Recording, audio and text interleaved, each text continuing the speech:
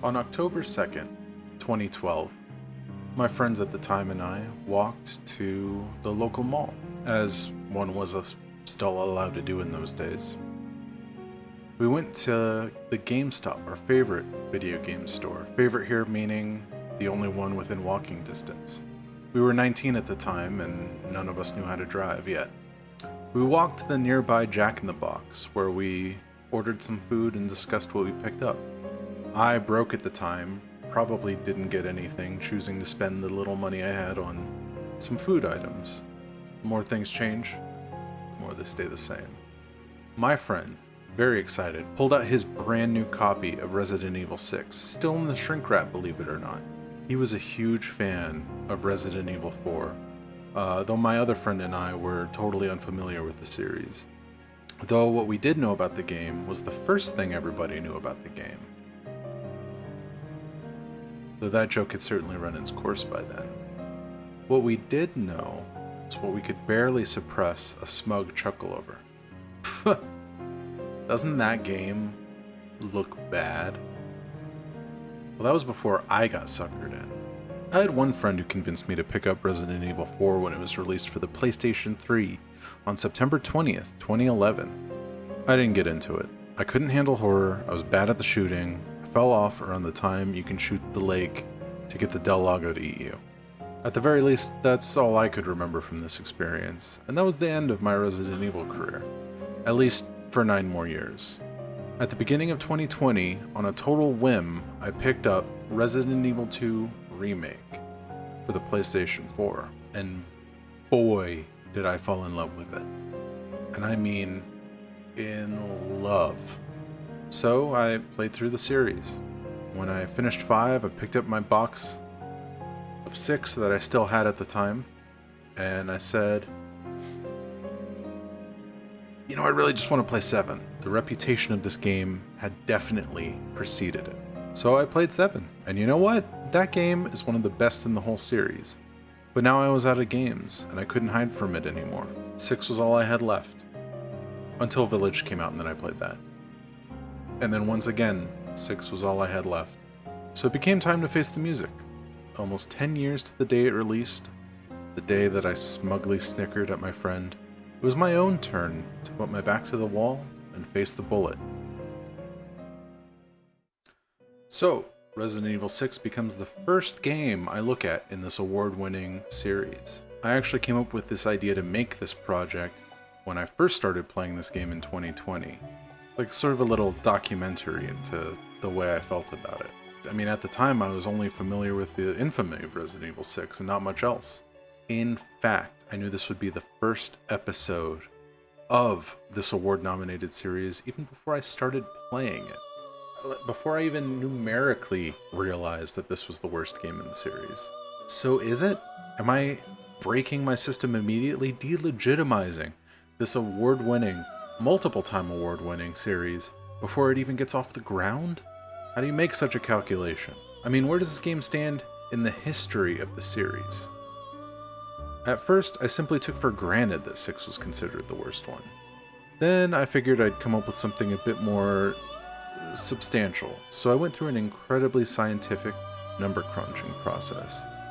I ranked the games by taking the highest rated version of each game, taking the audience score and the critical score and averaging the two together, and ranking the games on a list based on which number was higher than the other. For example, Resident Evil 4 had a total average of 94, while Resident Evil 3 Nemesis had a total average of 93, putting Resident Evil 4 slightly above Resident Evil 3 Nemesis. It's very in-depth, but I'll provide a timestamp at the beginning of this explanation in case you need to go back and listen to it again. When you do this, Resident Evil 6 ends up quite comfortably at the bottom of the list, at rank 9 with a total average of 65.5. The next highest game, or the next lowest game, the next lowest game, Resident Evil 5, comes in with an average of 78.5, a full 13 points critical difference. I didn't even think 5 was that bad. In fact, I somewhat enjoyed that one. I haven't ever played it single player though, which may improved the experience somewhat, but then I wasn't satisfied. Taking only the highest rated version of each game made it feel like the experience wasn't truly being told. After all, if a port is received totally differently than the original, isn't that part of the game experience? Is that not part of the history of that game? Is it a sign of the game's quality or a sign of the times? There are interesting things that come up when you look at the series this way. Take, for example, Resident Evil 2 and Resident Evil 3 Nemesis. Resident Evil 3 Nemesis, released on the PlayStation 1 in 1999, with a Metacritic rating of 91. This alone, on my original scale, puts it as the second best game in the mainline, behind only Resident Evil 4. Incorporating the ports drops it to number 7 of 9 overall, beating only Resident Evil 0 and 6. Resident Evil 2, using the highest rated Nintendo 64 version, ranked 4th overall, with a rating of 89.5. Incorporating the PlayStation, Dreamcast, N64, and GameCube releases, however, drops the score to 78.5, putting it in 5th place overall. Now what the heck is the problem here? Did those versions particularly suck? The GameSpot review for the PlayStation version of Resident Evil 2 praised the graphics, zapping system, and presentation, but criticized the inventory system, suggesting a system where you leave items on the ground and pick them up as you please. The GameCube version was criticized for the graphics, gameplay, and inventory system that wasn't like Resident Evil 0. What the fuck? The GameSpot reviews for the PlayStation version of Nemesis praised the graphics, refined vision for the series, and focused puzzles. The GameCube version, on the other hand, was criticized for the graphics, awkward control, and chaotic puzzles. Now, these reviews were written by different people in different times. The actual main point of contention for the GameCube releases for these games were that they were released at a full retail price, which is kind of a fair criticism in 2004.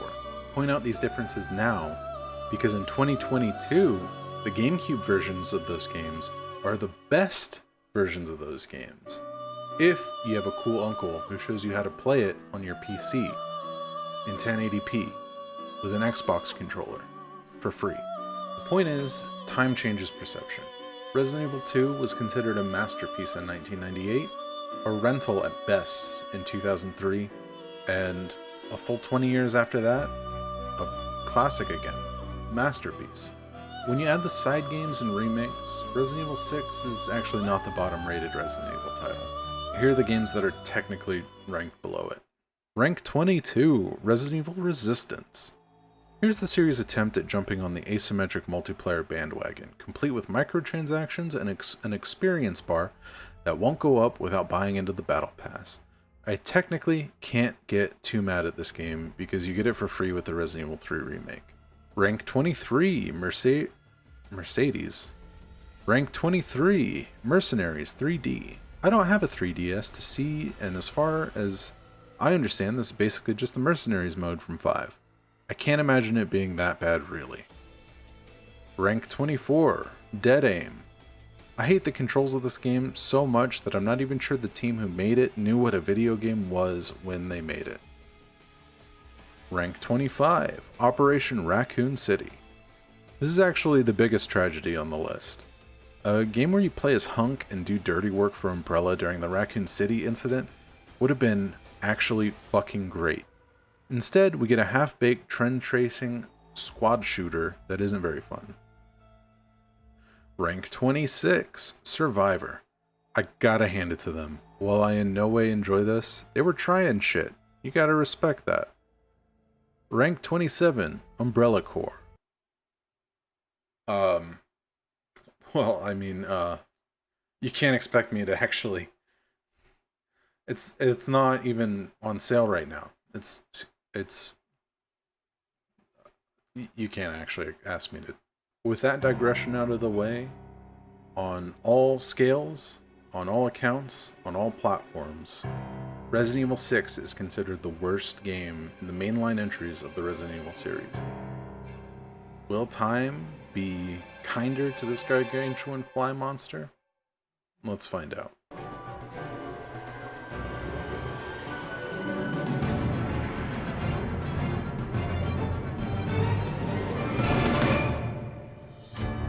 Resident Evil 6. So I started this at a pretty major disadvantage. The first 3 games in the series that I've played happen to be the remake trilogy. Those happen to be the 3 of the best games in the series, and pretty well told stories as far as that goes. Then I kind of suffered through 0, and I honestly couldn't stomach Code Veronica. But after that comes Resident Evil 4. What is a boy to do then? See, the thing that those numbered titles have in common is that they're pretty simple story-wise. Let's do a quick recap. Special Tactics and Rescue, Alpha Team, follow up on a murder investigation in the Arklay Mountains, but end up discovering a mansion full of monsters. It turns out this is a front for the laboratory where a bioweapon leaked, and the captain of your unit sent you in as sacrificial lambs as a front to sneak in and collect his work. You blow the building up and go home. 2 talented nobodies uncover the conspiracy behind the T-virus outbreak in Raccoon City, and discover a new bioweapon is being developed in a secret lab within the Raccoon City Police Department. You blow up the building and go home. Hey, it's up to us to take out Umbrella. Jill Valentine, pansexual pervert hero of the first game, tries to escape Raccoon City among the same T-virus outbreak, but is hunted by the persistent nemesis. She blows up the city and goes home. Leon Kennedy, hero of the second game, is sent to rescue the kidnapped daughter of the president. He uncovers a cult plotting to take over the US via parasitic infection. He blows the leader up and goes home. There's more to it than this, obviously. Schemes and plans within plans, characters reacting to the situation as it develops around them. Some people fight through the feelings of hopelessness to become heroes in their own right. Some people simply cower and wait for death. Some embrace death in a different way, knowing that if they're going to die, they don't have to hide anymore, and openly revel in their own darkness. Others see opportunity, chasing fortune at the cost of anyone else. Maybe I'm spoiled though. I mean, I started with the remakes and everything already out. 4 and the remakes for the first 2 are regarded as the best games in the series. And hey, when you remake something, that gives you an interesting opportunity to update and build upon what you started with. Resident Evil 1 was one of the first survival horror games. They made 3 more when working on remake, and by then, other contemporaries such as Silent Hill had come out and made innovations in the genre as well. There was 20 years between the remakes of 2 and 3. You better be able to tell a story by then. But I may be getting ahead of myself. This is 2020's Russell speaking. Video games, for the most part, didn't start taking their plot seriously until fairly recently. When asked about plot inconsistencies, series creator Shinji Mikami said, "Who gives a shit? Like, who fucking cares? You know why the story exists here? So I can make a cool new monster. Shut up." Well, I care. If you're gonna have a plot at all, you might as well take the time to make it interesting. If you didn't realize, that wasn't actually a Shinji Mikami quote. That was Pat from Castle Super Beast, paraphrasing a Shinji Mikami quote. And it's like, what's up with that? And I think the answer from Mikami was, who gives a shit? I couldn't find the actual origins for the sentiment. The sentiment remains the same though. Only a fool would take too much of a microscope to this type of thing. Resident Evil 6's storyline is about as simple as the other games though. Probably more so really. The big problem is that they tried to stretch a 6 to 8 hour plot into 4 campaigns and a total of 20 hours. The results are not great. We'll kick things into high gear with Leon. It's all my fault.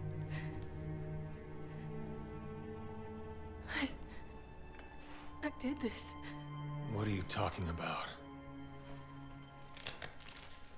But Secret Service agent Leon S. Kennedy isn't alone in his adventures. Oh no! We are joined in this round trip by fellow Secret Service agent Helena Harper. What does she have to bring to the table? Here we go. Leon's story starts off with an absolute bang. We're not going to talk about the prelude just yet. Leon and his best friend, the President of the United States of America, are at Ivy University in Tall Oaks, America somewhere. Dedicated to their mutual goals of fighting bioterror, the President vows to reveal the truth behind the Raccoon City incident in a speech. Wait, right? I thought the events of the Raccoon City incident were already public. At least that's what the beginning of Resident Evil 4 said. So, you know, I hate to be a stickler for details, but what is the president going to reveal? It's all for naught, though, because we're immediately hit with a good old bioterror hit. Even Zombo calming the president himself. Dramatically, it's Leon who has to put the man down. In doing so, he saves a mysterious lady who immediately takes responsibility for the outbreak, but promises to give Leon the answers he's looking for if they can make it to the local cathedral. Hunnigan, our faithful companion from Resident Evil 4, calls in and introduces our intrepid Secret Service agent to our mysterious friend. She's Helena Harper, fellow Secret Service agent. So they were both on the President's protection detail, but didn't know each other. That's fine, I guess I'll let it go. Anyway, that's the end of the first cutscene, and the end of the notable events of Chapter 1. Now I'm okay with doling out story details slowly. First chapter doesn't have to be front-loaded with info per se, but you spend the next hour and 20 minutes doing absolutely nothing of consequence. Throwing more comparisons in there, you don't spend a lot of time in the early part of, say, police station doing things that have a whole lot of endgame consequence. You're spending a lot of time gaining your bearings and slowly uncovering the mystery of things. The first chapter of Resident Evil 6 is designed to completely do nothing more substantive than waste your time. This is going to be a running theme for things, unfortunately.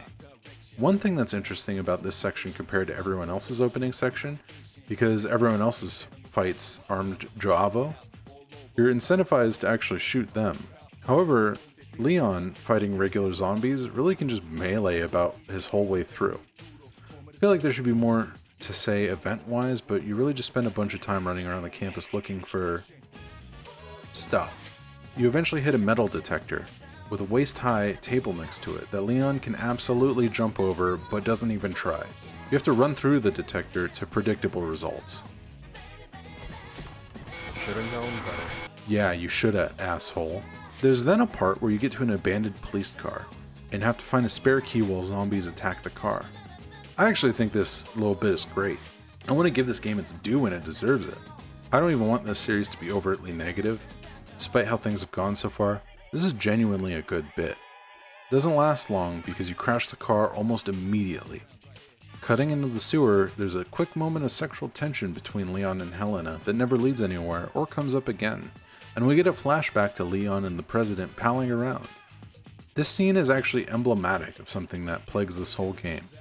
This is a clearer flashback to what Leon was flashing back to when he had to shoot the president, but with no additional information. There's no added context or anything that would illuminate the president's plan in any new way, just, hey, I'm gonna reveal bioweapons, and Leon says, okay, and we cut back. We run through the subway for a while, and there's actually a very cool visual of a ton of dudes coming around the corner that gets completely undercut by me realizing you can absolutely just run around them. We come across an NPC who, in a desperate attempt to save Peter, throws herself into a horde of zombies. NPCs really only show up in this campaign for some reason, and they all behave really funny. We get to street level and start running around as chaos has overtaken the streets, but it's okay, you can still just run past everything. There's this weird thing where everything is dilapidated despite this outbreak only being a few hours old. There's a really great bit where you come across a family who died of the virus while watching TV. There's actually a really good fake-out scare, undercut, of course, by my killing that zombie with a single roundhouse kick. Nothing says tension like roundhouse kicks. We're introduced to a new type of monster that has a great big goiter. He gives a yell that draws zombies towards you. I got killed by a zombie that walked up and just hit me with a fire extinguisher. It was very funny. We eventually come across a gas station where some survivors are holding out. We also come across a cop. First day as a cop and already I'm in a shootout. Cute. The gas station explodes and the cop brings us to a gun shop. Less cute.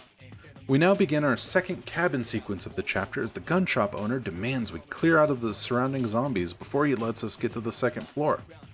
We get introduced to a new zombie type that's basically just a zombie with no skin that knows how to serpentine for some goddamn reason. Finally, after some prerequisite number of zombies, the owner closes the shutters. Were you able to do that the whole time? We go upstairs, and a second verse, same as the first, the cabin sequence is not over. We're just upstairs now. Just like the real cabin. Eventually, the owner shuts the shutters here. Are you fucking kidding me? And we go into the next room where we get to fight a big old fat guy. Classic zombie archetype, the big fat guy. You thought this cabin sequence is over? Nah.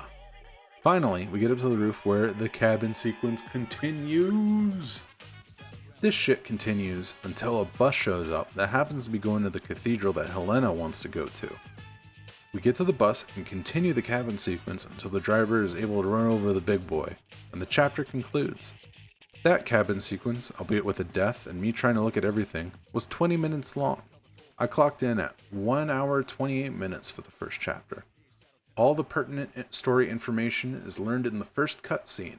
Again, this isn't a bad thing in and of itself, but everything in this chapter is just faffing about until our dumbass luck comes across somebody else who's trying to go to the cathedral with us. There's really no agency displayed by either character here. But despite that huge waste of time, maybe chapter 2 will find us better. They escaped the infection. Only to die like this. There's no time to grieve.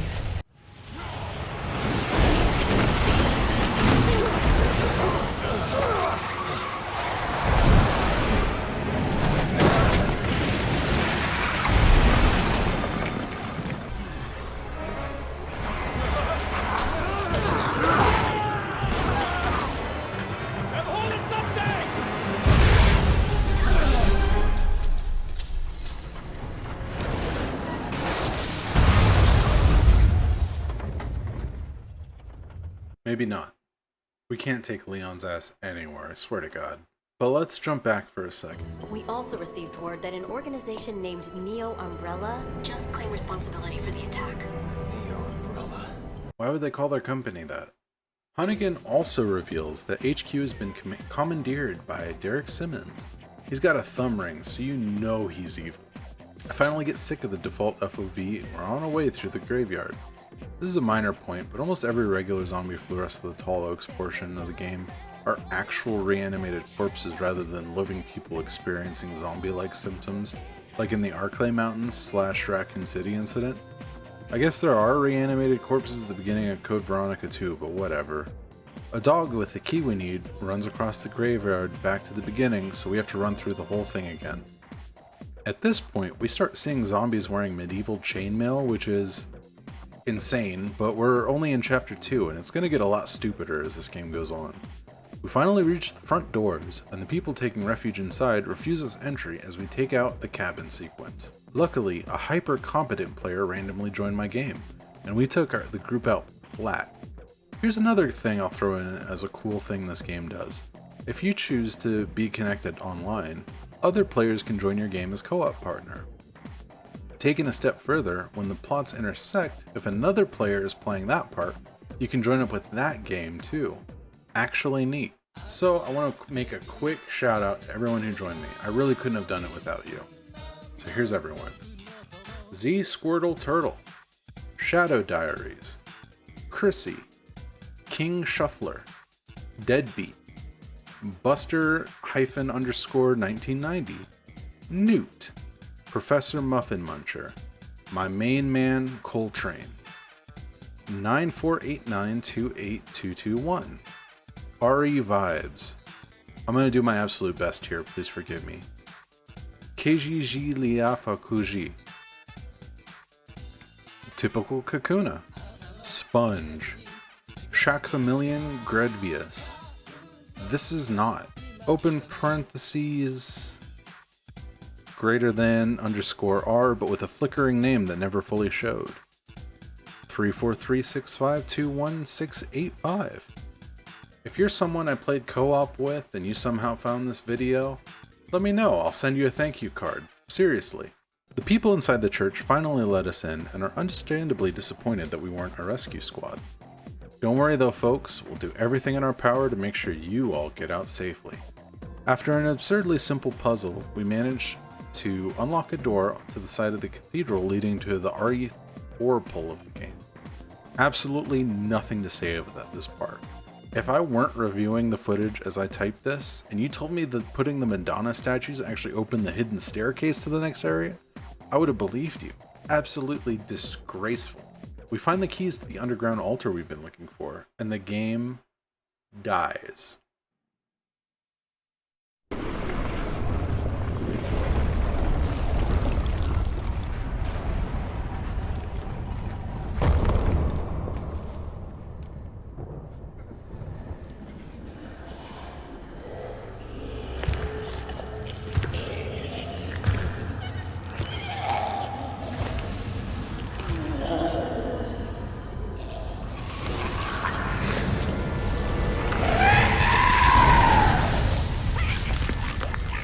What is that thing?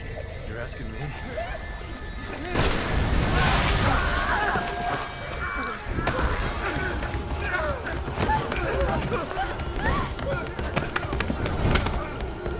Are you okay?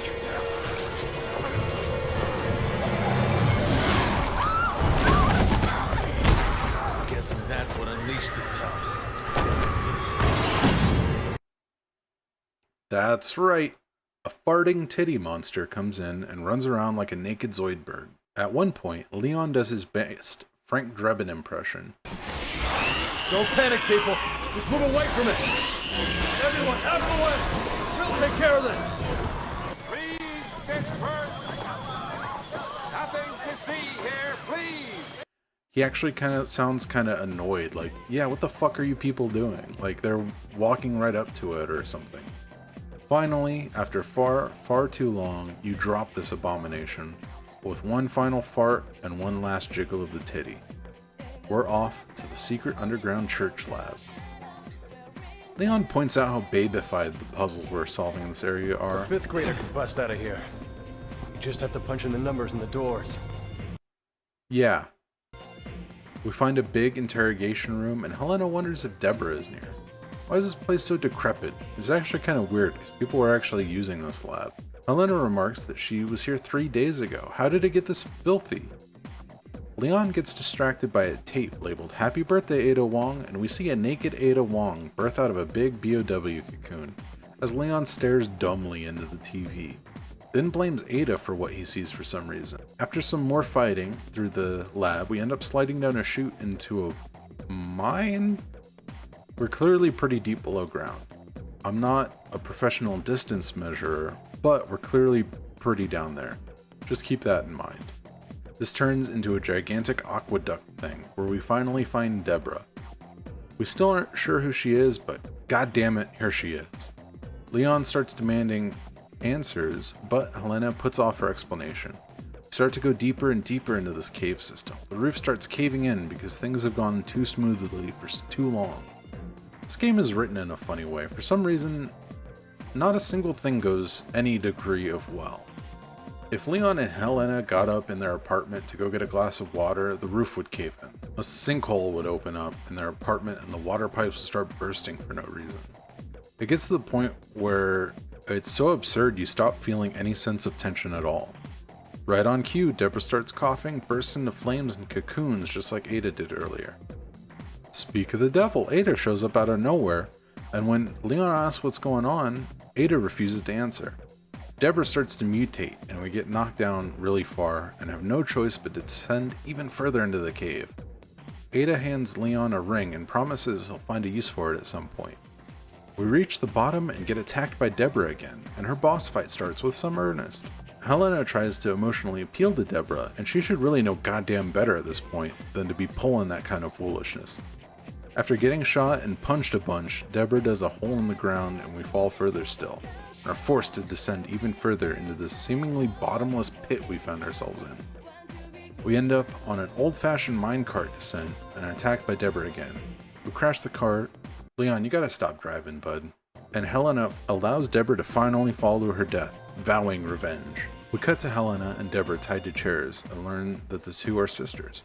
4 words. Why did you put that off for so long? She is my sister. That would have taken 2 seconds. Another thing that's weird is Deborah uses all this comforting language and begs Simmons to be tested on herself rather than her sister. It's a level of protectiveness that suggests there's a huge age gap between the two. Like Deborah is 10 years old, but they both look about the same age. I think this is because they wanted to make it emotionally feel like she's 10 years old, but they still wanted the boss to be a naked lady. Helena says that this was why she helped Simmons breach the president's security and why she feels responsible for the whole thing.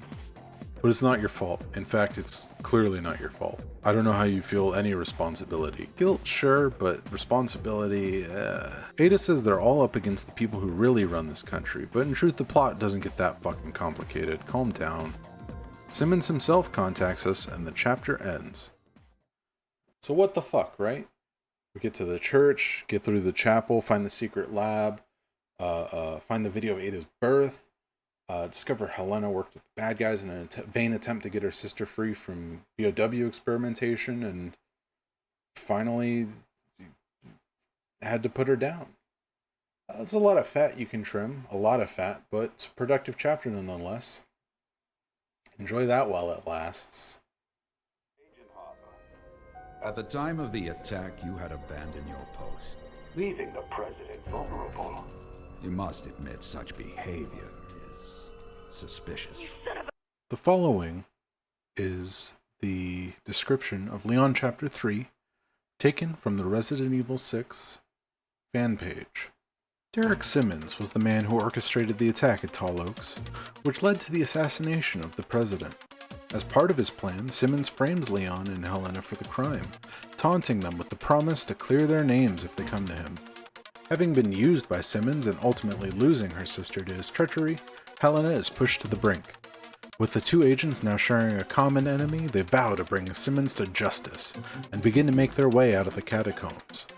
However, upon arriving at the surface, Leon and Helena bear witness to yet another tragedy. In what must be an attempt to contain the outbreak, Tall Oaks is eradicated by a missile strike, suffering the same fate as Raccoon City. The once picturesque city is wiped off the map. Elsewhere, we find Simmons on his way to China, where by no small coincidence, a similar bioterror attack has begun. Prime suspects in the assassination of the president, Leon and Helena enlist Hunnigan's help in faking their own deaths and then follow Simmons to China. This part of the description is the first cutscene of the chapter, and this part is from the last. Nothing else important happens in Chapter 3. We descend further and further down. The premise of the virus actually spreading down here gets more and more absurd, and we fall on our faces with every step we take. The ring Ada gives us is used to unlock the door to this family crypt that's down here. Wait, quick question. Why is this all here? The Simmons family crypt is also where the lab is also where the president is going to reveal the truth of Raccoon City that was already public knowledge. I get every story has to rely on convenience on some level, but I feel like we're getting asked to let go of a lot here. Also, the zombies start wearing even more chainmail and like medieval battle helmets, centuries-old corpses in your town, USA wearing like knight chainmail. Helena gets dragged away by a big fish monster, and you have to solve separation puzzles like we're playing LEGO Star Wars. This is probably the worst section of the game for me because the game is aggressively wasting your time. Don't get me wrong, large sections of the rest of the game feel like equal waste of time, but this is the most in your face about it. Our heroes finally reunite and pull a switch that opens a trapdoor instead of the regular door. Remember what I said about these characters being unable to navigate their own apartments? Exactly. We end up in this system of platforms and bridges that are man-made but don't appear to actually serve any purpose at all. More comedic shit happens and suddenly everything is collapsing. The whole area starts to flood and we end up falling down a water slide. Oh, this is so much fun. Oh man. We enter the Shell 2 core and encounter our fish friend again. There are actually some great kind of claustrophobic shots when we find air pockets, but we eventually get jawsed. So after harpooning a little, we get a spat out into another cavern. Now, we gotta be miles and miles below the surface of the Earth at this point, right? We've been falling non-stop in, remember, your town, USA. Anyway, here's the part where you swim back to the boat while Delago chases you. We end up on another, downward, water slide, but this time we can't enjoy it because we have a mean shark with us. We complete the Jaws reference by blowing up the shark and fall off another cliff. This time we're above ground.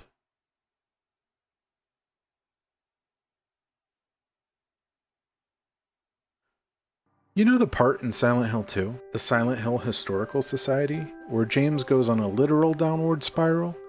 He descends into impossible space, jumping down apparently bottomless pits, one being his own grave. And you learn not only a little bit of the history of the town as it existed in a pocket of time incongruent to where we came from, we encounter another man near the bottom of his own downward spiral. Eddie, you can't just kill someone because of the way they looked at you. Oh yeah? Why not? Till now I always let people walk all over me.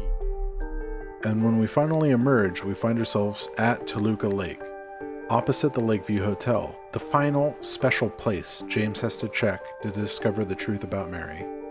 This chapter reminded me of that. Leon and Helena descend further and further into the depths of the earth, only in this world, the world of Resident Evil, we don't deal with miracles or the supernatural, only cutting-edge technology. So James can go on a supernatural vision quest where he jumps down into the abyss multiple times and found a labyrinth where the physical manifestation of his guilt lives, because on a literal level, James could still be in the bathroom from the beginning, locked in one of the stalls, bumping into the wall and grunting. But for Resident Evil, when you go miles down in this impossible, bottomless cave and you just end up at sea level, it's disorienting. Just where the fuck did we go? How did we end up here? Who am I and why do I exist? In the Silent Hill 2 comparison, those questions don't matter because under the rules of that world, you only see what the town wants you to see. In Resident Evil 6, those questions don't matter because the people who designed it decided it didn't matter. You just end up in this lake. Now, is it fair to compare the most revered game in this series, and unquestionably one of the best games ever made, with Resident Evil 6? No. 2 jets fly across and nuke our fair city. Hunnigan calls to let us know Simmons stormed off to China because of an apparent bioterror attack, mirroring the BSAA concerning a C virus. Hunnigan points out that Leon and Helena are wanted, and Leon asks Hunnigan to fake their deaths to go to China. I'll mirror what I said at the beginning of this section. Nothing happens. The opening cutscene could have been the end of Chapter 2, with the ending cutscene transitioning us into Chapter 4. Everything you do here is nothing but a huge waste of time. This, my friends, is the worst section in Resident Evil 6. Maybe nothing as bad as the farting titty monster from Chapter 2, but you could have taken all this out and replaced it with nothing, and the game would have been objectively better off. At the very least, from a pacing standpoint. I'm done with this now, let's move on. Why didn't you turn me in? You could have cleared your name. Maybe, but it wouldn't have stopped Simmons. The beginning of Chapter 4 has us on a plane heading for China. Quick shout out to Chris palming a camera on the news in the background. We hit turbulence and our heroes run to the cockpit to find a cocoon in the pilot's chair, where we get the return of the farting titty monster.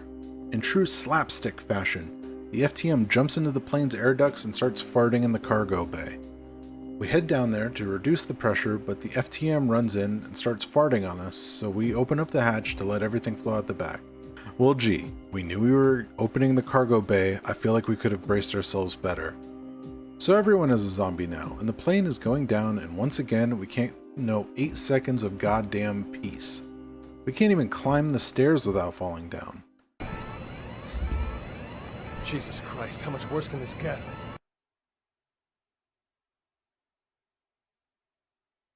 We get a QuickTime event where Leon has to prevent the plane from crashing, then crashes the plane. Stop letting Leon drive.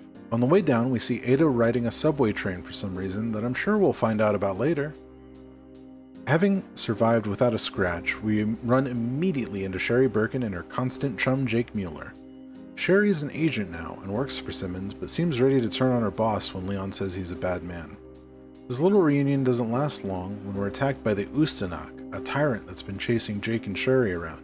We help them fight it off, and Leon actually manages to crash a bus he isn't even driving. This man is a menace. Also, the Ustanak replaces his arm with a claw that has the vibe of like, ooh. A cell tower lands on the creature, cutting our heroes off, but hit me up. We'll hang out sometime. We cut... Goddamn. We cut through a marketplace and are introduced to a new kind of monster that is also fucking goofy and not scary at all. It's at least gross, I guess. I had at this point noticed the first version of every new monster is a huge damage sponge, so I gave up on fighting it and just looked for the keys to unlock the door.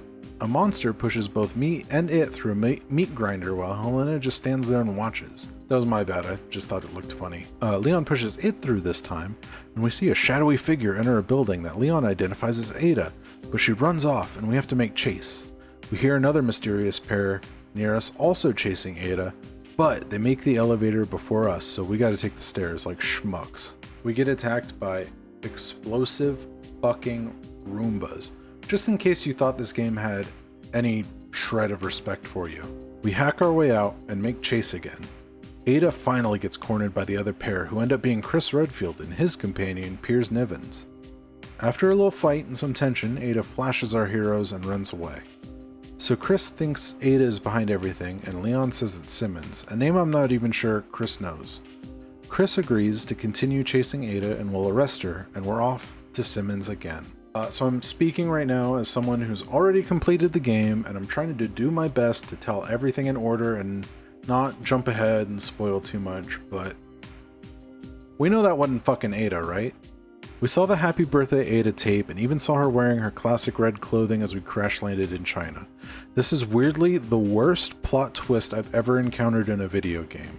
It's actually so bad, I'm not even sure if we the audience are meant to believe that this is the real Ada Wong. So we immediately run into Simmons, and Jake and Sherry run in too. Sherry asks if he's really behind the attacks, and Simmons says, "What, are they running down the street screaming it to anyone who'll listen?" I mean, yeah, they pretty much have been. Simmons opening fire on our heroes convinces Sherry to give Leon a file on Jake's potential immunity, and Joavo sticks Simmons with a syringe, who promptly jumps onto a moving subway. How is this shit still running during a citywide terrorist attack?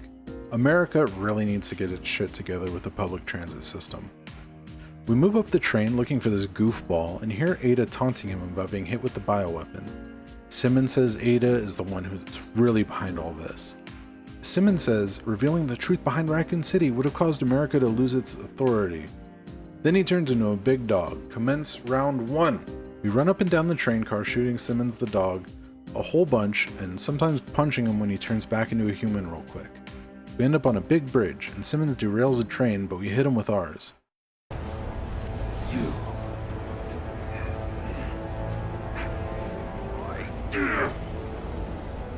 What would happen if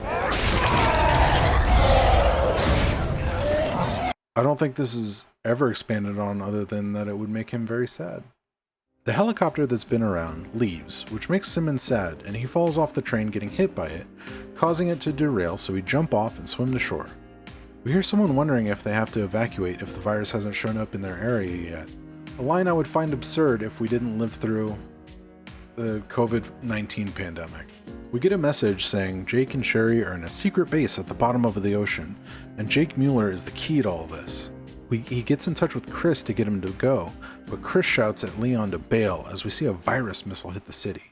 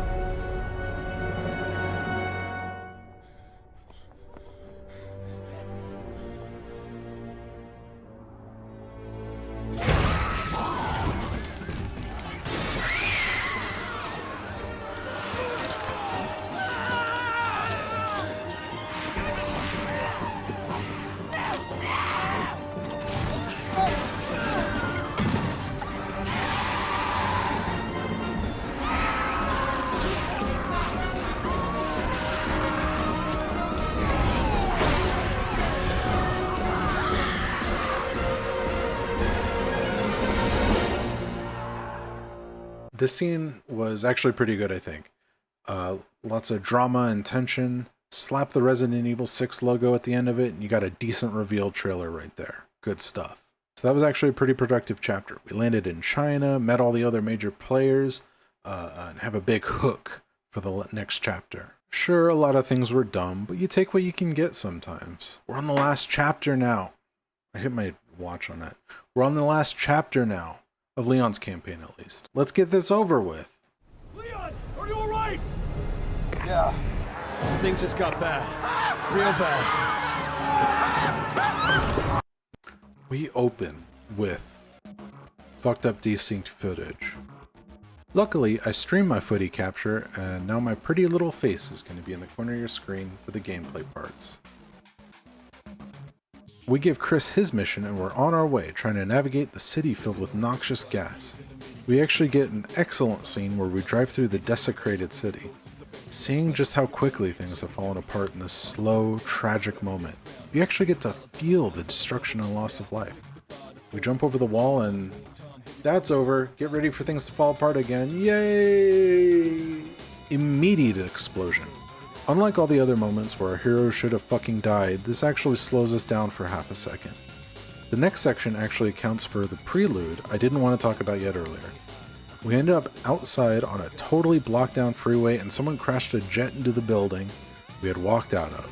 Shit, I hope that wasn't Chris. We fight our way down the street a little more and the jet decides to blow up, which blows up an oil tanker, which blows up every car on the freeway.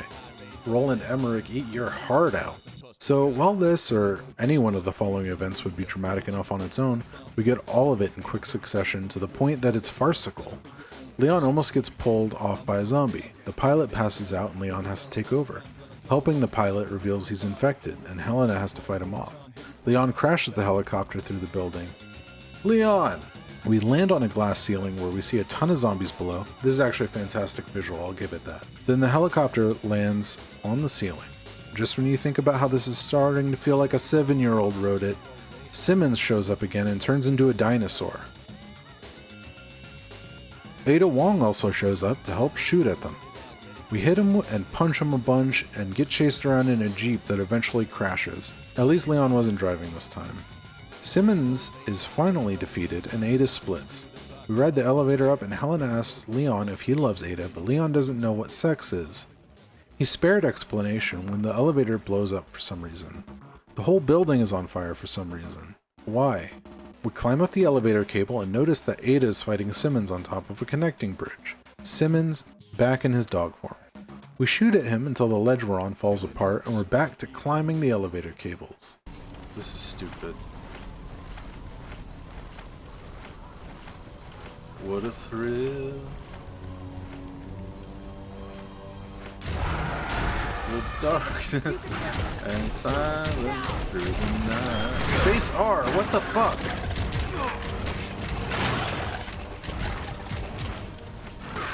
What a thrill. Let me help you up. I'm searching and I'm melting to you. Leon jumps down to save Ada in a bit that I think dramatically actually works. The problem being that it all hinges on the strength of their chemistry in the previous games, as they have had no good moments in this one. Nothing worthwhile. Be excited for Ada's section, everyone! We continue to shoot and punch Simmons until we get knocked over the side, and while taunting us, get stabbed and thrown off and set on fire. Ada sends our heroes to the roof where 20 hours ago We can get to it.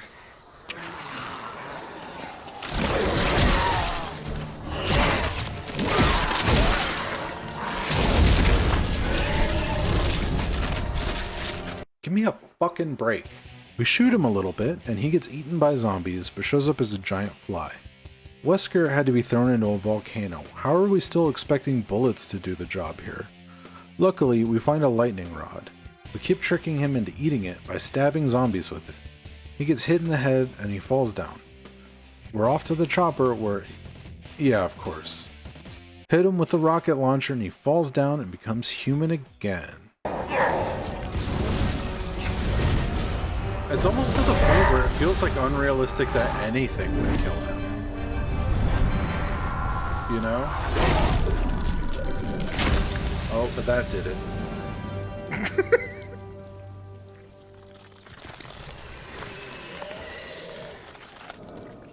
Out of juice. he doesn't. He looks more like he's robotic or cyborg when he's like parts are off because they're very. I don't know how to put it.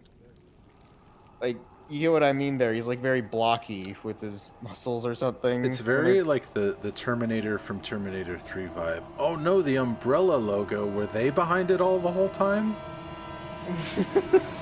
You're getting a music sting like it's supposed to be like, oh shit, Umbrella?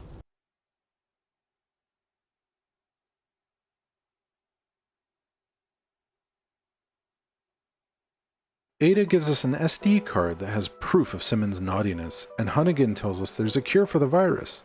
Oh, thank God Helena's flying. Helena puts flowers on her sister's grave and turns herself in for her crimes in helping Simmons.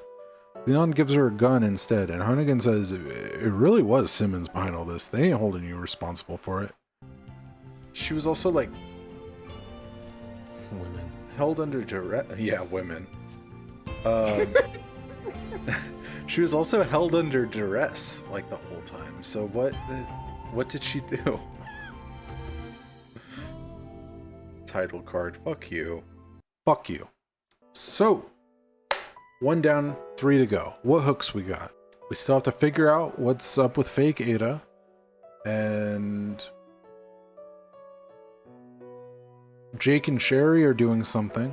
What was up with that Ustinok guy? Leon's campaign wraps up pretty quickly. We take down the bad guy, there's a cure, we fly off into the sunset.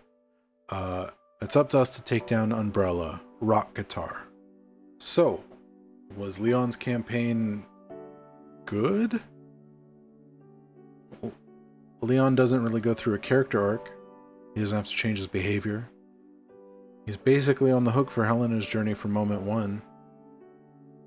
He has to take driver's ed, but it looks like those government guys have it handled at the end. Helena gets to live with her sense of guilt, I guess, but she doesn't have a character arc either. She feels responsible from the beginning and feels responsible at the end. There was no tension at all between the two. There's really nothing to hold on to with this one. Remember my friend from the beginning? I'm pretty sure this was the only campaign he actually finished. And I don't blame him. Resident Evil 2 and 4 are his favorite games. He basically got all the emotional payoff he was looking for with just this one. I mean, this is clearly the end of the game. Like, it all happened off the bat. We defeated the big bad guy. We found a cure to go home. Cut one of the Simmons fights and replace that with whatever Fake It is up to. You got a full game here. But this game wanted to be extravagant. Why is everybody in this game anyway?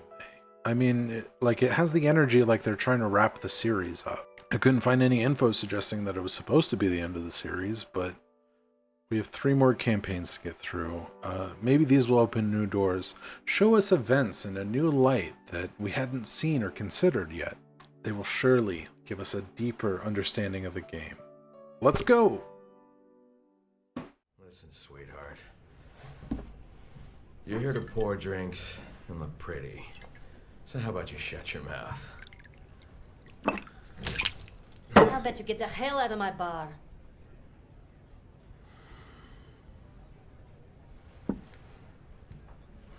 Nowhere to go.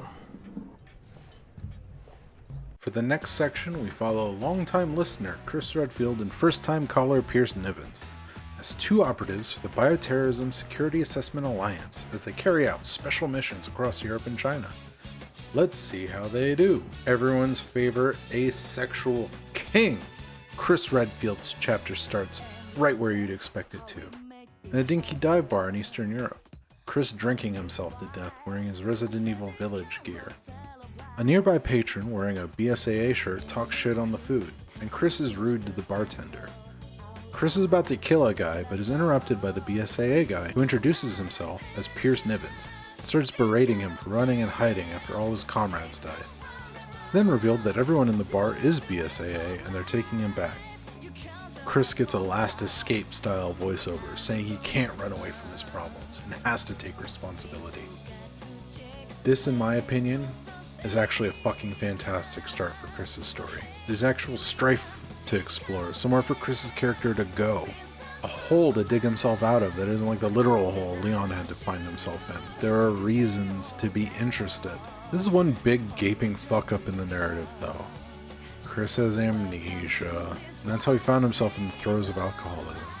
In 2012, this was just a clumsily written blockbuster storyline that in 2022 feels like a missed opportunity.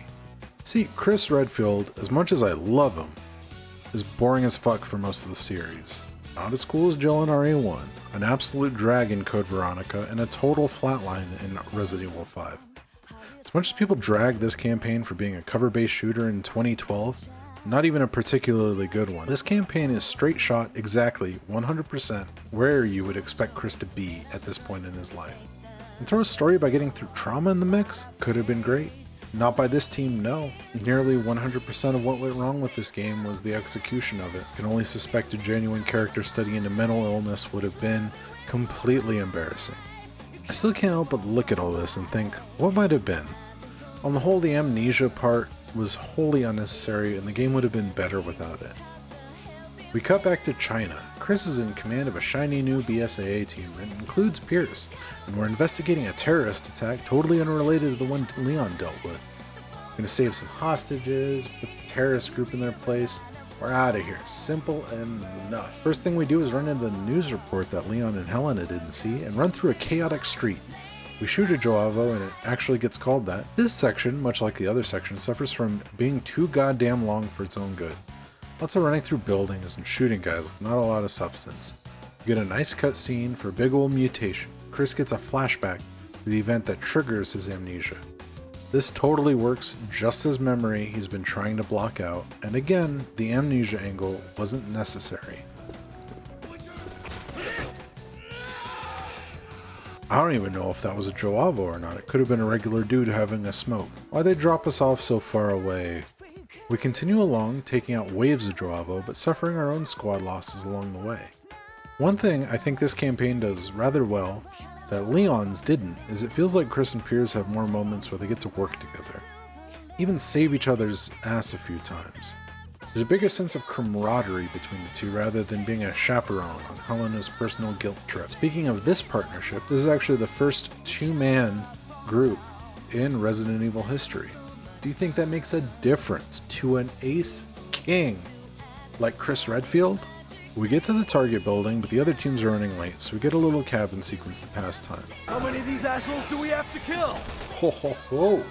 3045. Backup arrives and we take everyone out, so we're finally ready for Objective 1, save the hostages. We get in, get out, this place gets carpet bombed, we're heading home. Easiest thing we've ever done. The game then introduces Spider-Men. These guys are hokey as heck and jump all around all over the place.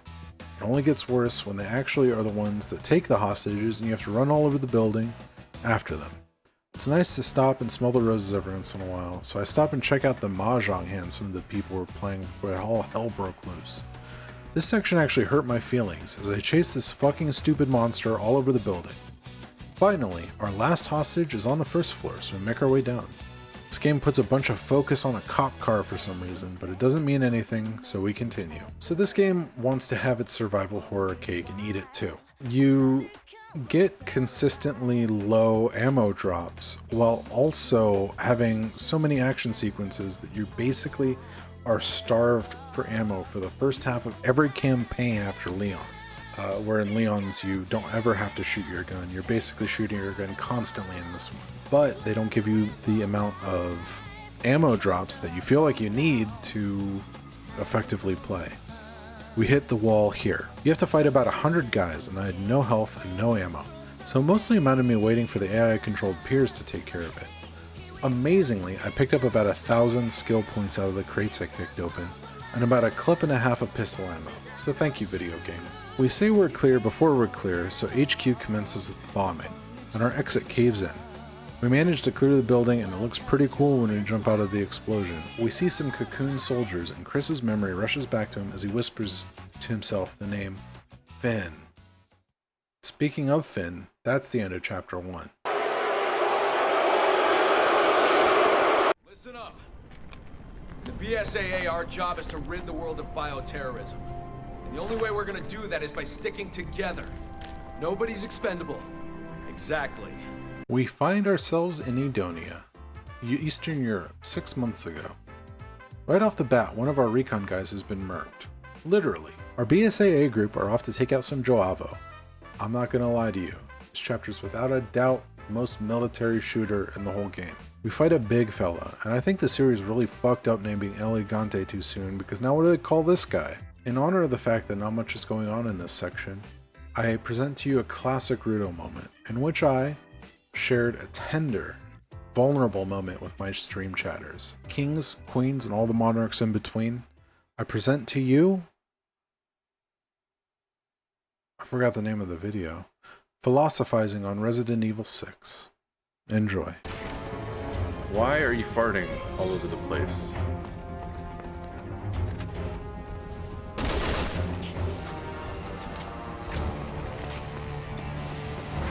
Disgusting.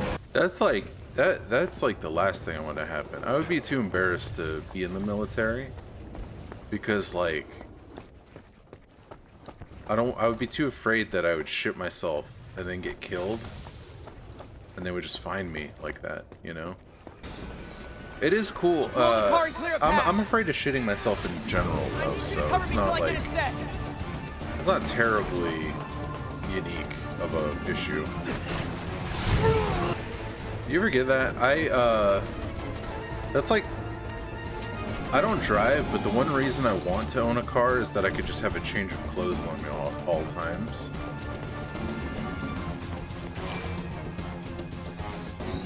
Cause it's like a nightmare, man. Like, working as fast as I can here.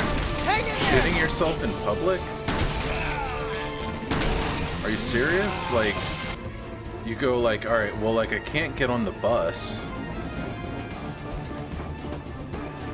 You know, I can't get an Uber. If you had your own car, you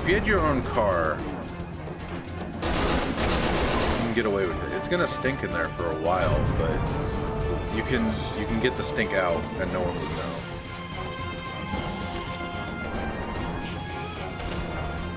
Which would be like, how much longer, Finn? The most optimal way things could go. You could always throw clothes on in a dumpster when changed. Yeah. But what I mean is like, if you don't have a car, you won't necessarily have a change of clothes on you at all times, you know? Pierce, you useless fuck. Alright, we were supposed to come all the way back here for some reason. What are we doing?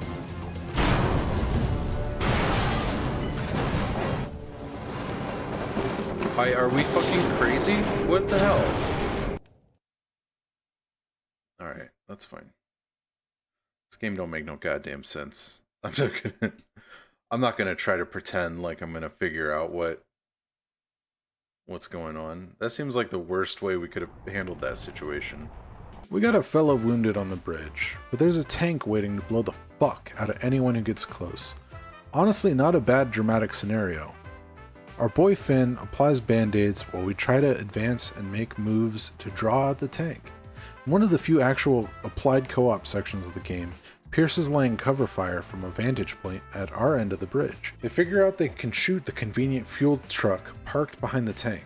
Seriously, is this our first military shooter video game? Finn wants to stay behind. He's not done with the Bravo members' boo-boos, but Chris says they won't leave him behind, so Finn starts carrying the guy over. I feel like that would make that dude's injuries way worse, but what do I know? Joava start parachuting in as we wait. Now that Bravo isn't stuck, we blow this popsicle and dip out. Wait, Finn is our team medic and demolitions? I hope they're paying him for both spots. That explosion was actually rather restrained for this game, good work. We're stopped by National Security Agent Sherry Birkin, who has a small world moment with Chris when they finally meet after being friends and brother respectively to Claire Redfield. Pierce points out that Jake is a wanted man, but Sherry vouches for him as under her custody and not the enemy of the BSAA. Chris is weirdly worried about this guy. I wonder what that could be about. Then we get another small world moment when we're interrupted by the double El Gigante again. So we take out some AA guns so our air support guy can take this guy out for a solid setup. We shoot the bad guys, we blow up the guns, we occasionally jump on top of the monster and stab it with one of its own scales, all good fun. Our big friend finally turns to goop, and we see off Jake and Sherry. Another bit of tension between Jake and Chris frustrates Pierce, but Chris reminds him of the importance of the mission. Not this mission, but the mission. It's basically just like MGS3. We finally reach City Hall. We find Big Rock Man, who's born out of an Ada cocoon. Speaking of...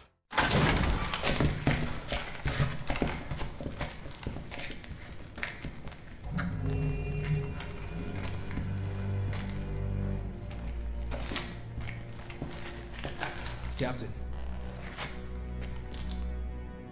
Sea virus.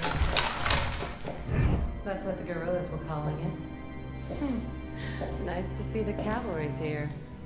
Who are you? I work here. My name's Ada Wong. They held me hostage. Ada blames the sea virus outbreak on Neo Umbrella. And we carry on with Ada in our custody. Now, if we didn't already know this was fake Ada, and if the fact that Ada had her own campaign wasn't hidden behind beating every other campaign, this could have been a neat red herring. After all, we're already acquainted with the campaign crossover system. We could have been sitting here going, whoa, there's this part where you're going to be playing as Ada teaming with Chris? This game is crazy. Instead, we just sit here going, what up, fake Ada? We walk straight into a trap.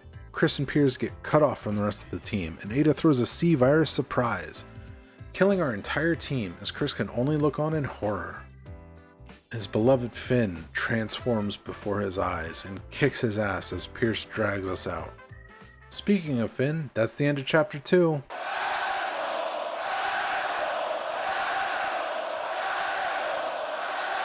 At one point, I thought this whole chapter should have been a cutscene, but I was a fool. This really should have been chapter 1. Seriously. Here's the mission that traumatized Chris. It introduces the Joavo, demonstrates Chris's life mission, establishes Jake and Sherry, sets up the tension between Jake and Chris. In fact, let's put our editor caps on real quick. Our job is to trim the fat between these two missions. We start off with that great opening cutscene. Oh, what's become of our boy Chris Redfield? Go up to Pierce confronting him, cutting into this mission until we get to City Hall. And cut back to Chris looking pained, and Pierce reminds him of the cost. Then we do the segment with Ada, then back into the bar. Remember the mission, Chris. Then on to chapter 3, where we get dropped right where we were anyways. Piers. Sir? What happened to Ada Wong? You remember? Captain? Where is she? Chris overlooks the burning of some cocoons and asks where Ada Wong is. Pierce informs him that Ada is at the city, and our boys go on the hunt. This joyous occasion is quickly interrupted when a giant invisible snake pops up and eats a dude. We move out, but first we play on the little playground and ride the little panda ride. This game sometimes is really fucking weird. I figure out how to use the partner commands and fight a few Joavo. The snake we're chasing is obviously a callback to Yawn, as both Chris and Leon's campaign sort of go through a greatest hits vibe. We'll see that even more as we intersect with Jake and Sherry. Speaking of which, we run into those two beautiful young people, and Pierce informs us that they had gone missing after Edonia. A real cool armored chopper comes in, and it's up to us to fight off a whole bunch of dudes while they fight the chopper. It eventually turns its attention to us, and we shoot at it. We get another weirdo eye meet between Jake and Chris. Pierce suggests we go after them, as they're also being targeted by Neo Umbrella, but Chris coldly insists they go after Ada and the BOWs. We end up in a mahjong parlor, and I want to check out the hands, but my stupid online partner rushes me. Sorry 948928221. I actually really appreciate all the help you gave me in this chapter. I didn't mean it when I called you stupid. Thanks to the footage capture, I was able to determine one player had 2 green dragons and triplets of 6, 7, 8, and 9 bamboo. Also, based on the placement of the discard tiles, achieved Ipatsu, or completing their winning hand within 1 turn of declaring Richi. The whole hand was concealed, meaning they were also able to get points for Yaku. Unfortunately, I was not able to see what the door was, but for all my non-mahjong heads, suffice to say, somebody fucked up a lot of people's days, and then the world ended. Some kind of jump scare happens while I'm staring at this hand, and I finally make my way after my partner. The game turns into Predator real quick, as our elite unit gets taken out one by one by an invisible hunter. Pierce gets on Chris's case as he puts himself in danger, and Chris coldly orders Pierce to fall in line. Chris, at this point, is so blinded by rage and a lust for revenge that he can't even think clearly enough to keep his men safe. We get separated and we have to regroup in this building with a snake in it. This part is actually pretty great. You hear the snake hissing on all sides while never being able to see it. We find more of our unit dead and run into the snake again. We end up in a butcher shop with hung up pigs and have a great fight. And finally have a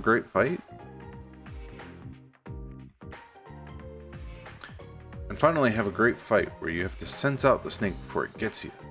The snake has wiggly teeth, but that's okay. I'm moving this whole section props. It's like they suddenly remembered, oh yeah, this is a Resident Evil game. Aren't these supposed to be scary? It's still not scary, but they did their best.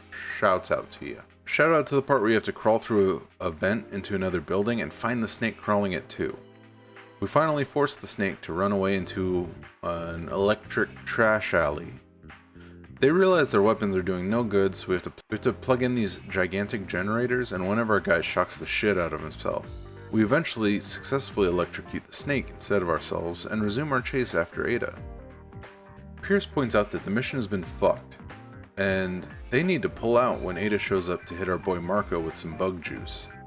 He turns into 1,000 bugs that fly really close together into a human-shaped thing. Pretty neat. We defeat Bug Marco, and Chris bemoans losing yet another unit to Ada's truckery. Marco's final gift is some explosive that lets us open a door. Our boys almost come to blows over Chris's recklessness, but Chris disregards Pierce's concerns. Our guys are no longer working together out of camaraderie. Chris's only goal being his revenge, and Pierce is only trying to make sure Chris doesn't get himself killed. We end up in a harbor with a bunch of snipers everywhere, but you really just have to run through it to the end. The chopper shows up and you just have to keep running, but I let myself get killed a few times anyway. This part is actually perfect to show off the tension between our two heroes, because you're constantly getting in each other's fucking way. Actually, I messed up this section so bad that I started to do things around the house while the footage ran. We eventually hit an area where we're comfortable shooting the chopper down finally, and the building we're in catches on fire for some reason. We end up at a building where Pierce guesses based on nothing that this is where the C-Virus was made. I mean, he was totally right, so good call, I guess. We start hearing another couple chuckleheads that we remember to be Leon and Helena, so that's pretty cool. They beat us to the elevator this time, so we're clearly operating with parallel worlds. You can actually see Leon and Helena in the other room, and here both have the same animation for trying to break open the door.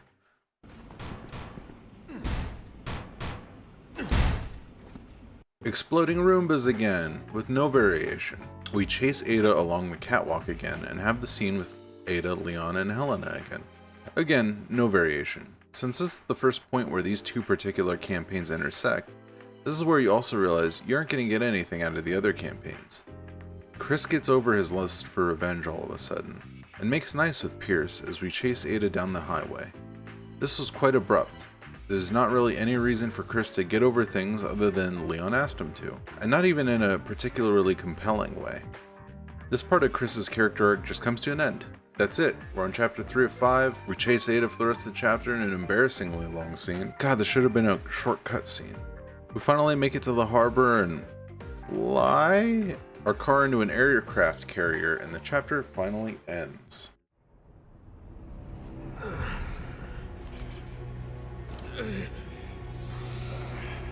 Pierce!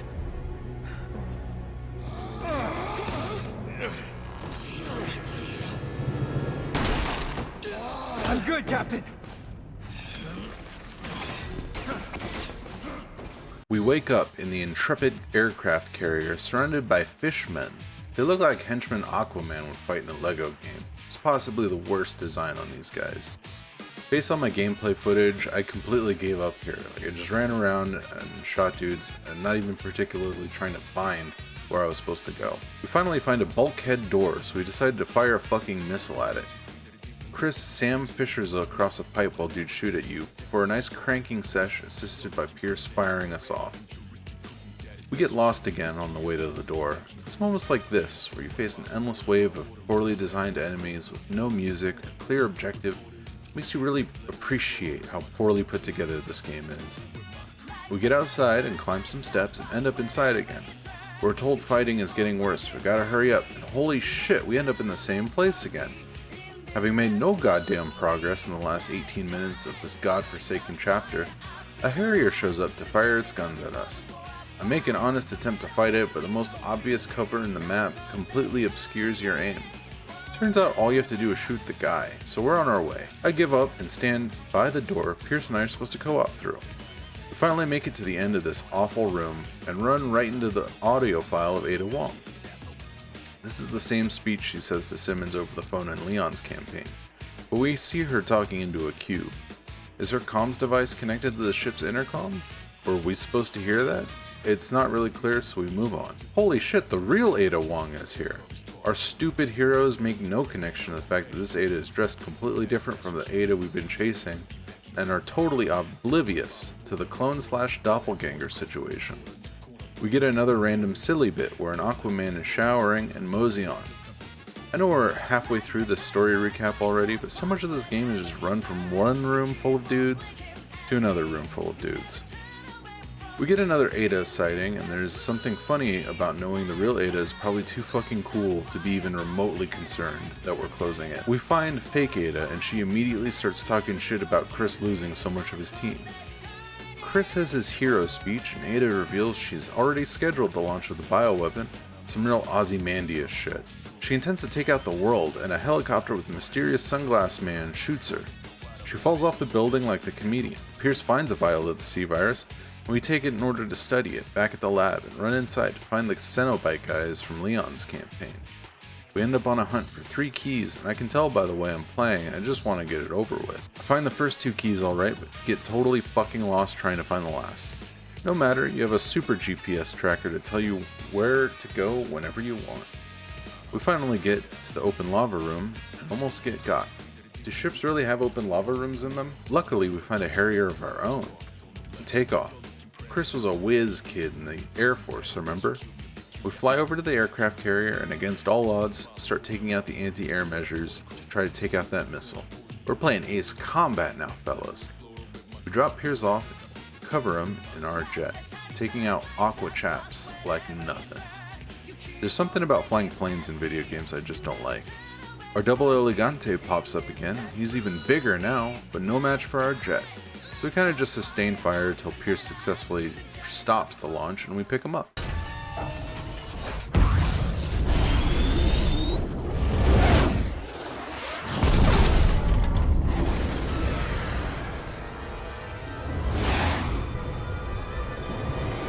It's in for the city! God damn it, Pierce, way to blow it. We try to blow it up, but to no avail. The missile heads to the city, and we get to warn Leon as the bioweapon disperses. We see the same cutscene I liked earlier again. The only new info this time around is that Chris is a dork and totally failed to stop this, but I don't think the game lingers on this too much. Leon tells us to go to the underwater base to save Jake and Sherry. This is once again an identical cutscene. This is where Chris finally learns the truth. Jake has been bothering him because he's the son of Albert Wesker. Though Chris may have been running on instinct during those scenes because they really don't look alike at all.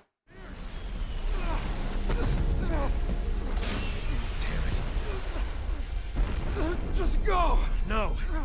You're gonna be okay. We're almost there. We find the entrance to this mysterious base, and Pierce points out the irony of Chris saving a Wesker, who is bound to save the world.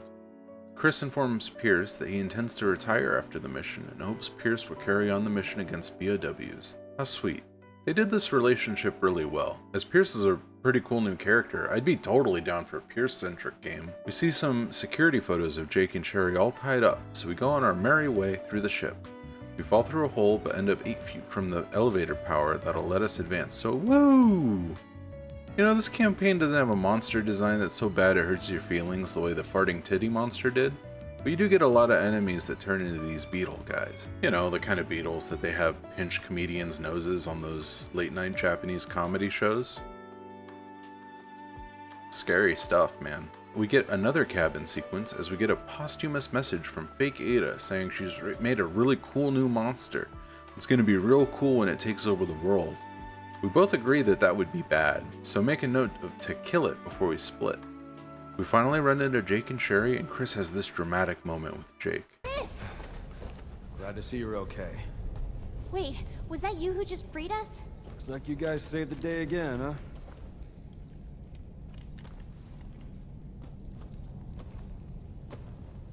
can see your father in you. How did you know? Hey, hold on a second. So you knew him? Yeah, I did. But I'm the one that killed him.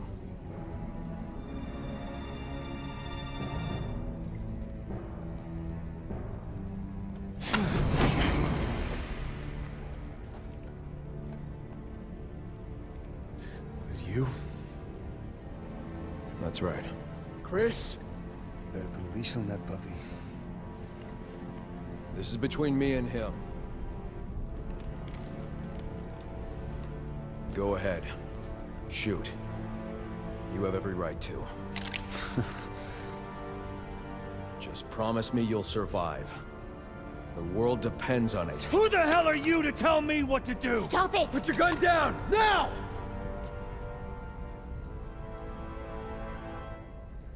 Tell me.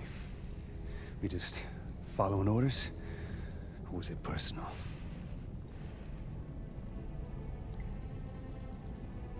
Both. Jake, please stop. Put a bullet in your head! Put your gun down. Drop your Don't weapon! do this!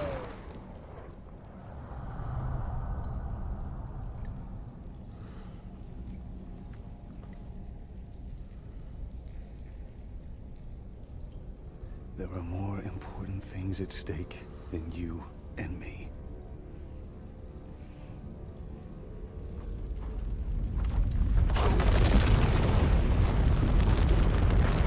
We gotta go! Jake! I know!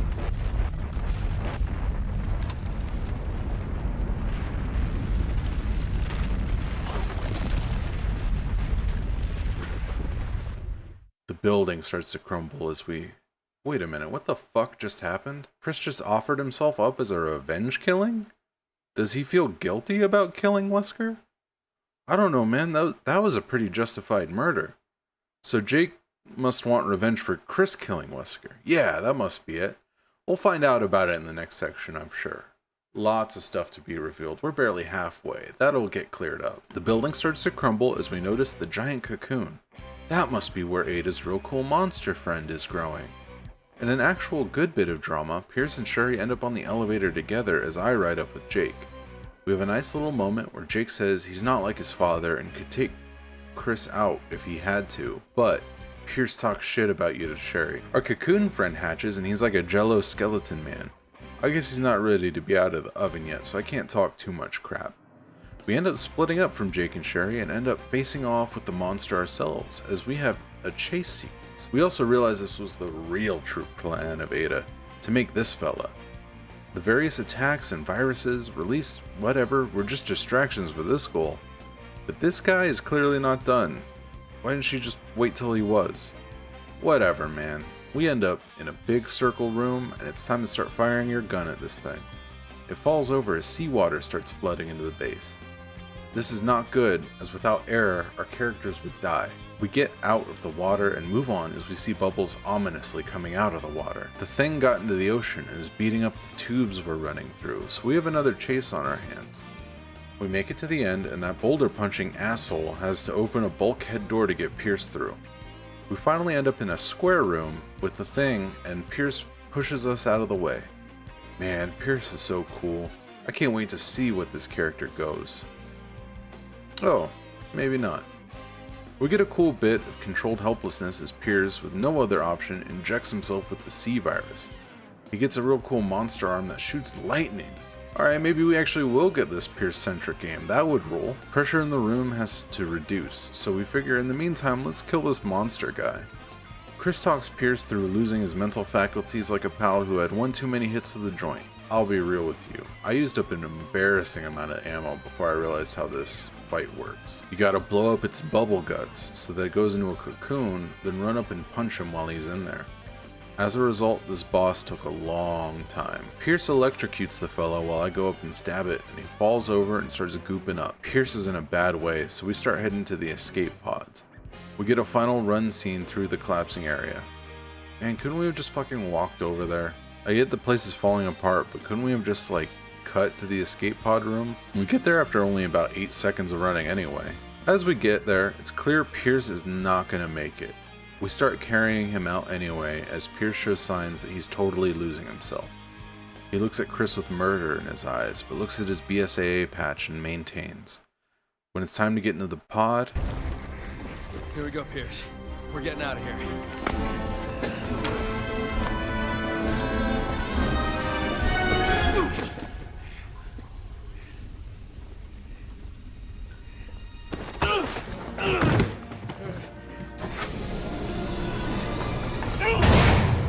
Pierce! No, don't do this! Open the door! God damn it! Listen to me! We can still both get out of here! There's still time! What are you doing? No, Pierce, don't! You can still make it out! God damn it, Pierce!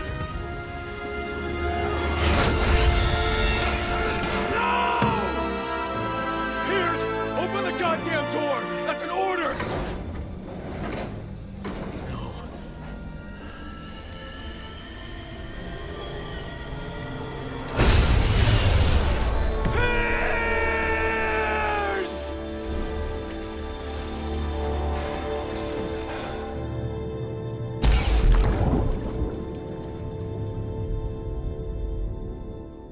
No Pierce game after all. We get one last look at Pierce before we end up, for the first time since Edonia, alone with Chris.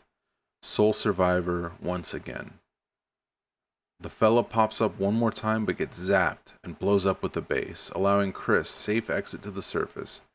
When he looks, he has Pierce's bloody BSAA patch in his hand. A helicopter comes in, and we cut to credits. But that's not all. When the credits end, we're back in that bar in Edonia, eating Pierce's steak. Chris chuckles to himself, likely thinking about how it's hard to get a good one around here. Not like back home. A BSAA soldier comes up, informs Chris that there are new orders. Chris gets up, leaves his food. His mission is not over. So, I guess what we really learned is, hey, sometimes all your men die. What are you gonna do? Life's not about giving up when your whole platoon gets murdered in a bioweapon attack. It's about dusting yourself off, getting a new platoon, and carrying on with the mission, knowing that all those guys are probably gonna die too. It seems like a pretty bad lesson to learn, actually. That's not really what the point is. This game isn't narratively complex enough to have a point. That's just generally what I got out of this story. That being said, I actually kind of quite like the story that was told. Chris goes through a more interesting character development than he normally does. This felt like a logical place for his character to go. Saw another side to the outbreak that happened in the city compared to Leon and Helena's campaign. And we got some more intrigue for Jake and Sherry's. What's this dude's dynamic with Wesker anyway? What kind of father was he? Let's find out. So, the question we ultimately have is, was Chris's campaign good? And I'm here to tell you, sorta. Chapter 1 and 4 feel like huge wastes of time, and the good parts have their own pacing and padding problems. I'm thinking so far the biggest sin from a story point of view is the adamant commitment to each character getting 5 chapters, when really these stories could have been told in like 3 each. I like that Chris seemed to have an actual character arc as things went along, even if halfway through he goes, "I'm better," and that line kind of gets abandoned. I really liked Pierce, who is a perfect foil for such a story to unfold. It's actually a problem for this series in general, introducing cool partner characters for Chris, then just abandoning or killing them. Meanwhile, Jill hasn't had her own mainline game in 20 years. Actually, for an entry that feels like it's wrapping the series up, where are Jill and Claire? That's utter speculation on my part. This game just feels like the end of the series. Or at least like they were trying to wrap it up. That's why you get to play as Chris and Leon and Ada, because they didn't want to leave out anyone's favorite character, when of course they ended up doing just that. Anyway, we're barely halfway through this shindig. We got 2 more campaigns to cover. Stick with me, y'all. Things could still turn around.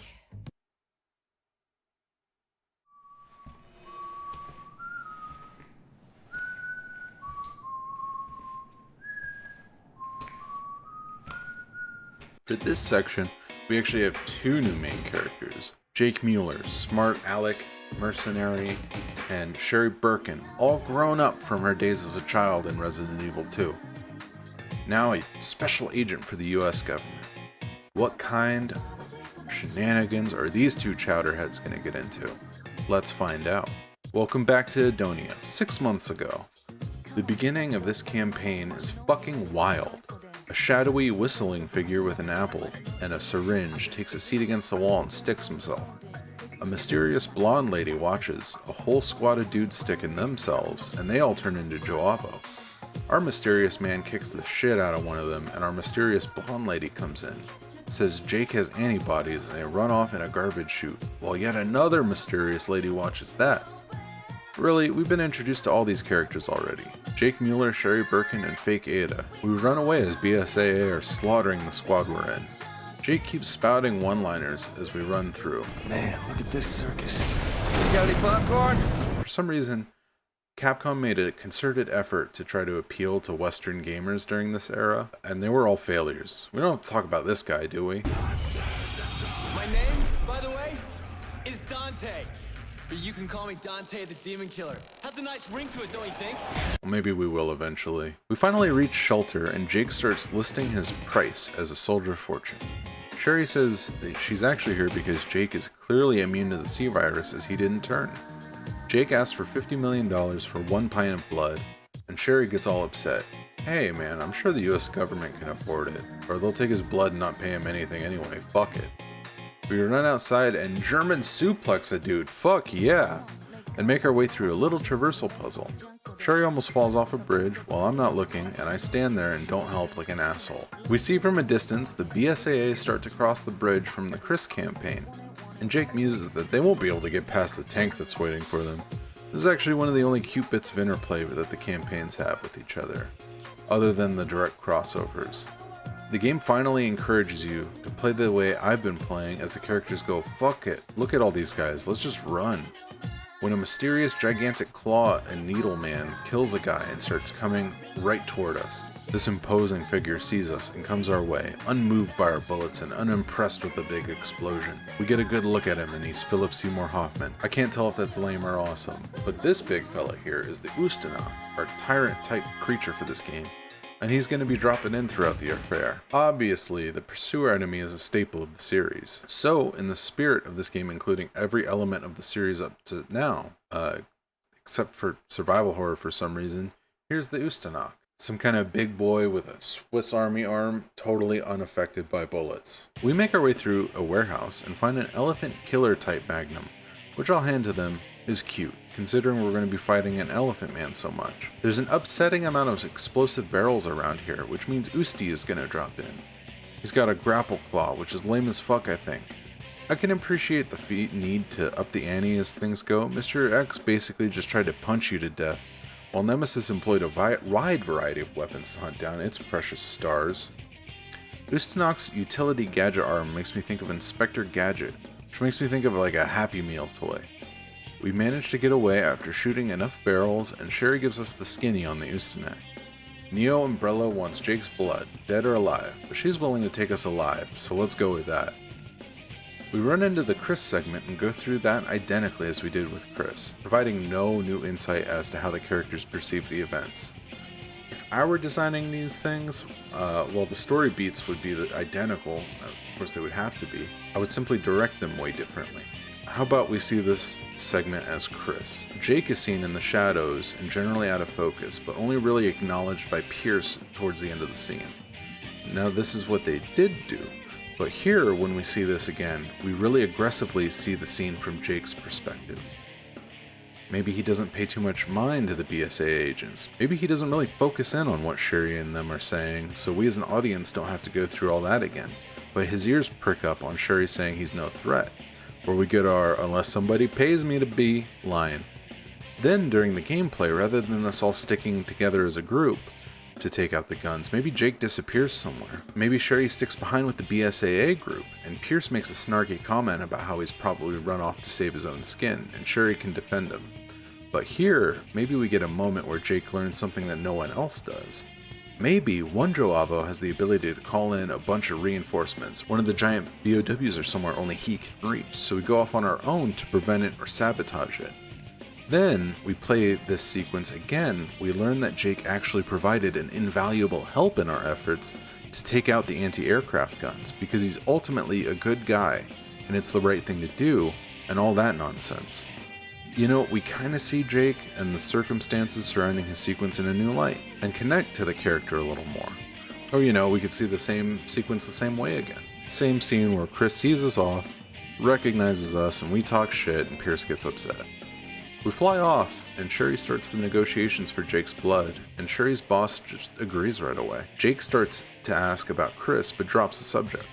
Subtextually, Jake is wondering why Chris is mad-dogging him back there, and something about Chris gives him a funny feeling. Obviously, because we've played Chris's campaign already, we've already learned that Jake is Wesker's son, and we know that Chris killed Wesker. The question now is how is Jake going to react about finding out he was just with the man behind his father's death. Ustinot gets on our helicopter somehow, and we start playing whack-a-mole with him as he punches his way in. We jump from this exploding helicopter to another. My gut is to call this sequence absurd, but I bet Tom Cruise would do it for a Mission Impossible movie if you asked him to. We do a gunner sequence where the Ustinot hangs off a helicopter, so we have to shoot them down. These pilots are on our side, aren't they? We cause a big old crash and grab a parachute as it flies out the back and the chute down to safety. A snowy mountain in the middle of nowhere, and our chapter ends. Good things about this chapter, it's actually relatively short, my completion time being only about 45 minutes. I like that part where Jake talks shit about the BSAA getting ambushed by a tank. Now let's talk about chapter 2. Well, come on, Supergirl. Let's get looking. Continuing this godforsaken video game, Jake and Sherry wake up in a compromising position in a snowfield. Jake, horrified to find a huge chunk of debris stuck in Sherry's back. Sherry urges him to pull it out and Jake is shocked to see the wound heal right away. Jake says they should check her blood, and they already did. We get our gameplay rationale by discovering the flash drive that has Jake's info is missing. You'd think just by having Jake would be sufficient, but whatever. The plan is to find the 3 drives and make our way to a nearby cabin.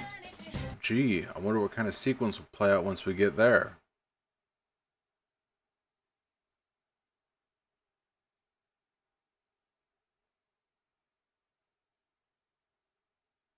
This is undoubtedly the worst sequence in the game. You're on the hunt for 3 flash drives on a snowy mountain in a blizzard while I think infinite enemies spawn around you.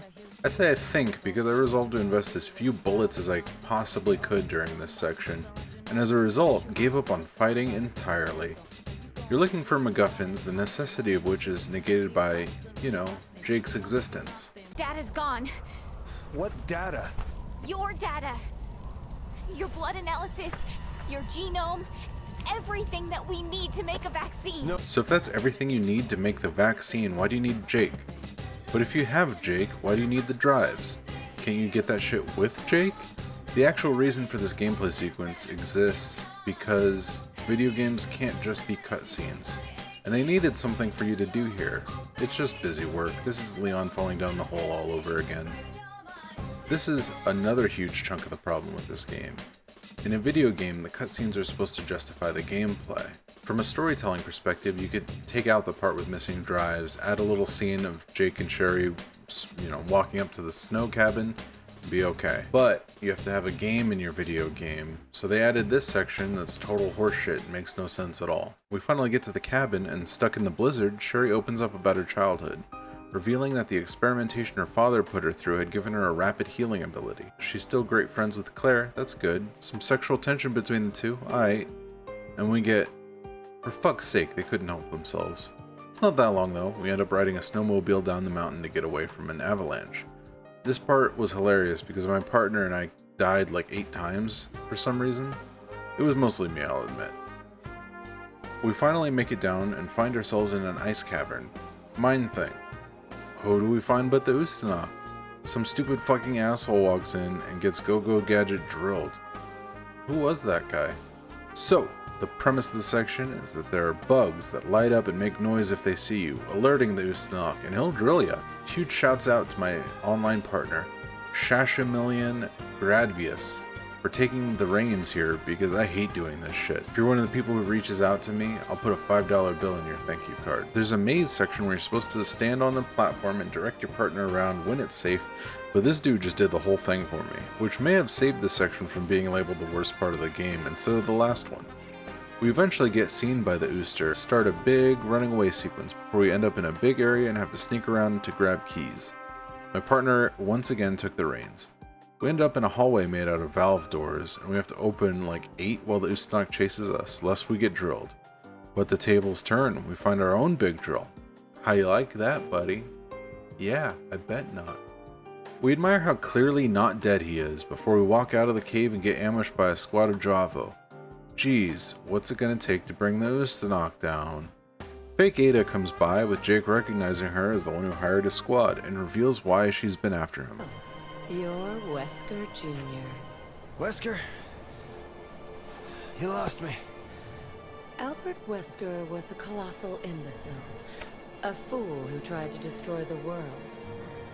Which makes you heir to a very special blood type. Oh, so that's why the incident in Donia happens. She knows Wesker's son is in this platoon but doesn't know which one. So she doses them all with the C virus, sees who gets immune, and there you go, there's your Jake. That's actually kind of clever. The story did a cool thing, and they didn't have to spell it out for you super hard. Let's get back to the exchange. He was also your father. What? Wait, Jake didn't know?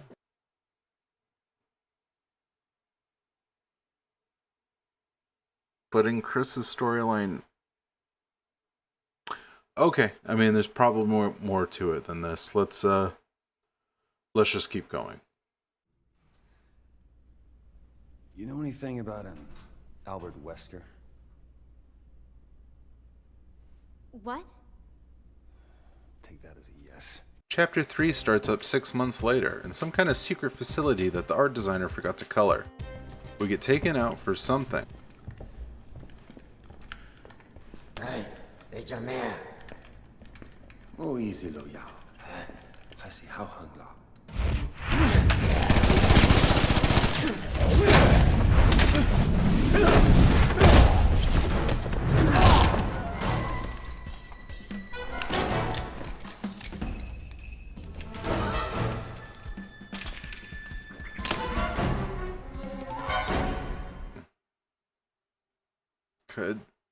Could you have done that anytime? We turn off the electricity in the facility and see that Sherry is here too.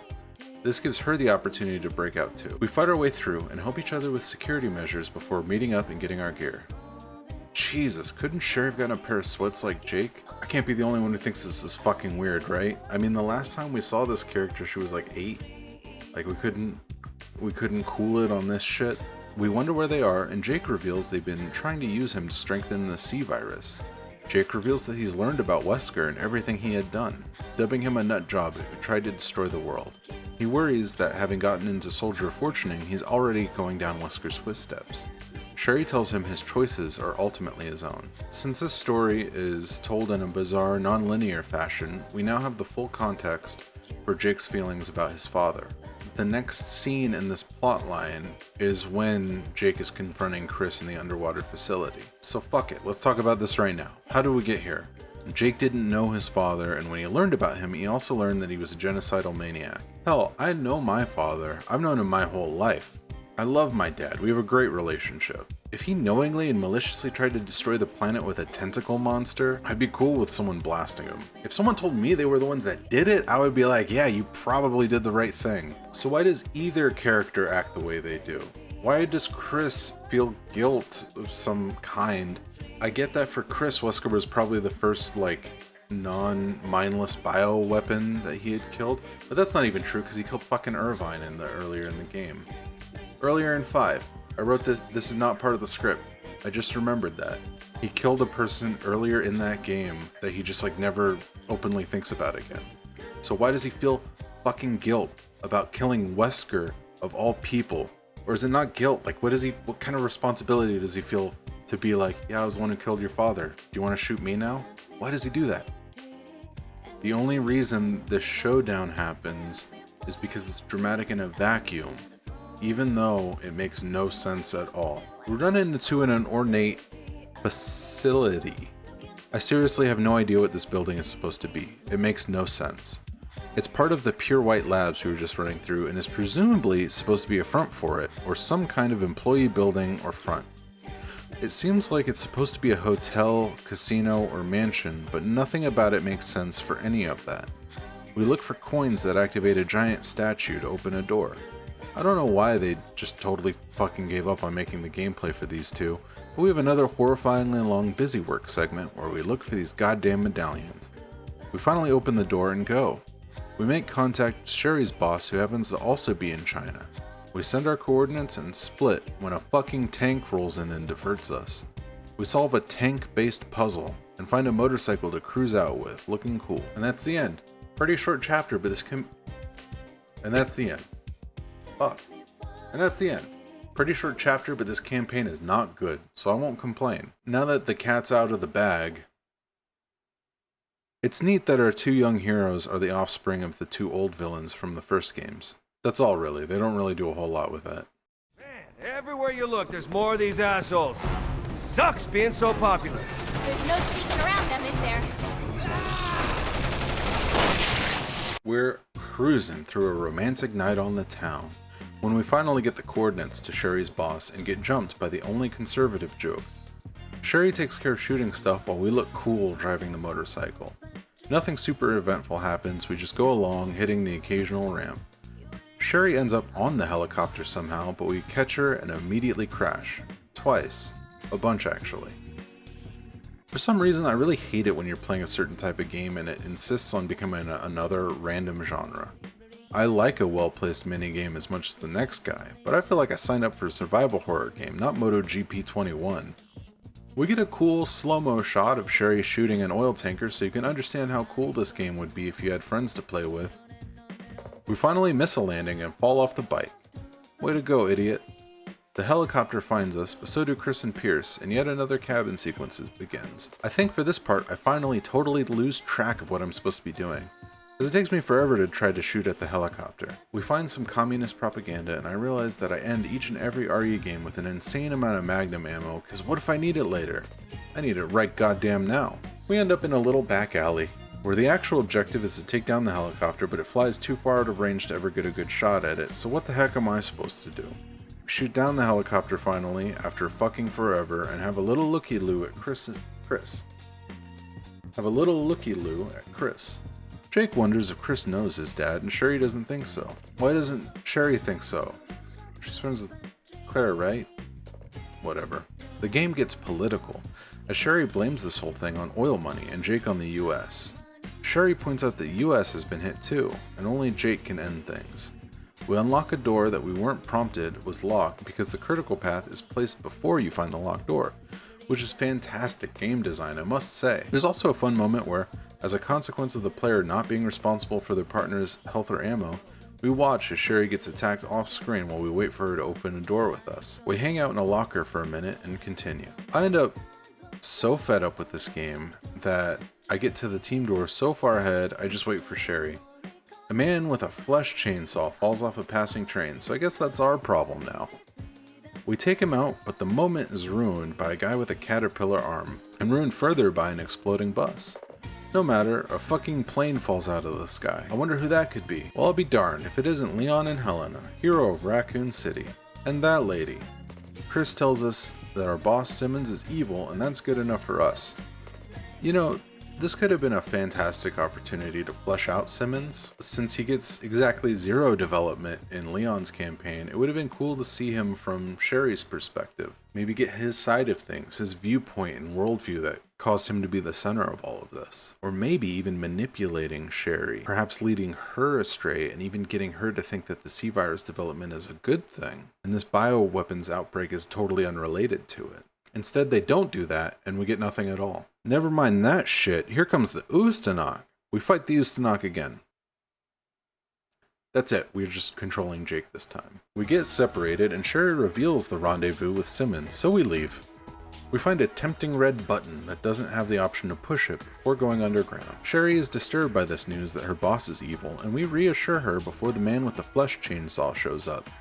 A mysterious sniper takes it out, but he comes over anyway. We have to steer a big boat to go down the river, and this sucks. If you crash, you get attacked by bugmen and have to start the boat over. We happen upon a sunken river restaurant and fight the flesh chainsaw again, this time flanked by a bunch of fellas. We notice someone is sniping people in this area, and it's appreciated. We shoot the fella into a big electric sign and he falls in the river, rest in piss. We get on another boat and continue. The chainsaw man is clearly not dead. I get hit by a giant swinging set of steel beams. It's very funny. And the chainsaw man jumps into our boat again. You know, just because we're sick of this guy now, doesn't mean we aren't going to get much sicker of him in the future.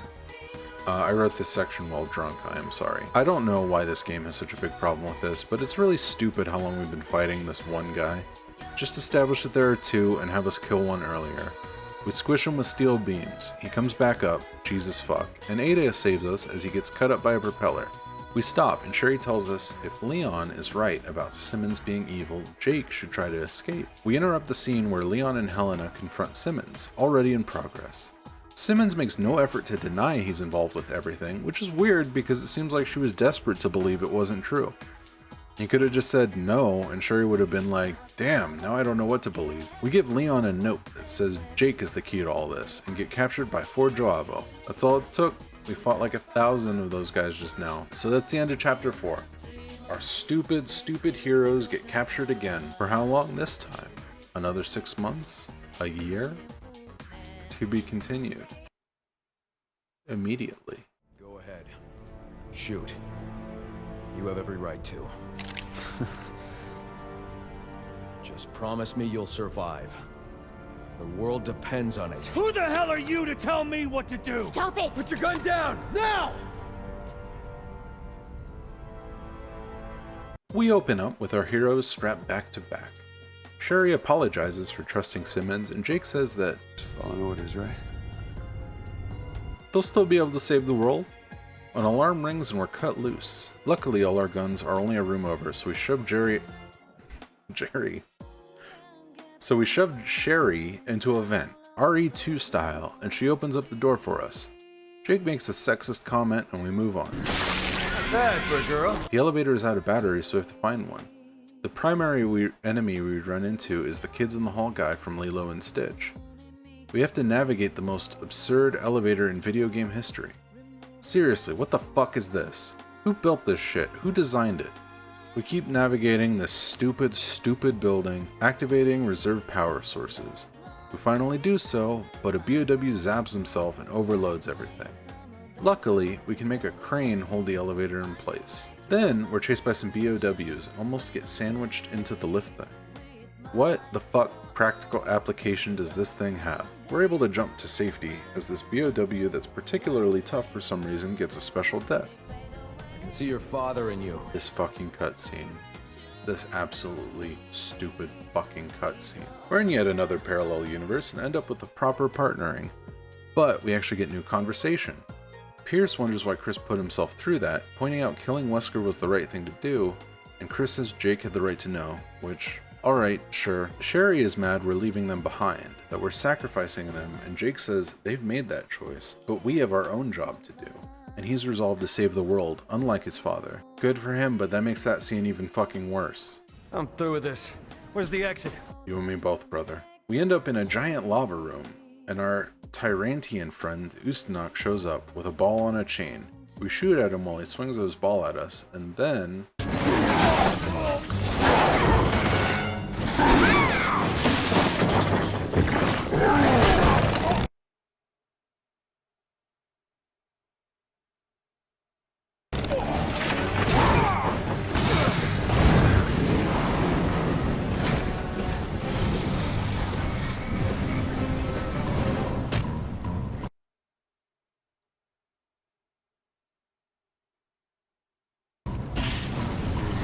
This is more like it.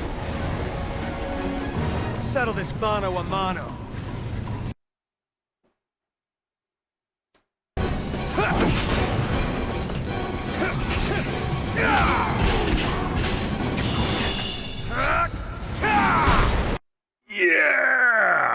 This is stupid.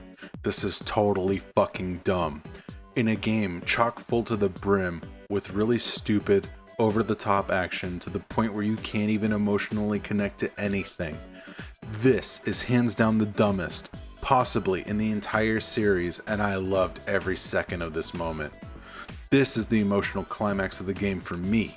I feel like I just got a shot of adrenaline for the first time in the 20 hours of misery, and it's been worth every second. Capcom, I owe you more than I can ever return for allowing me to German suplex a tyrant. The sin of this game has been forgiven. We beat the shit out of this walking chode and punch him right into the lava pit. He gets engulfed by a falling propane tank, and it's time for us to split. We end up in a warehouse and reason this must be where they move stuff in and out and find a cargo lift. Our ticket back to the surface secured. We crank the lever and go.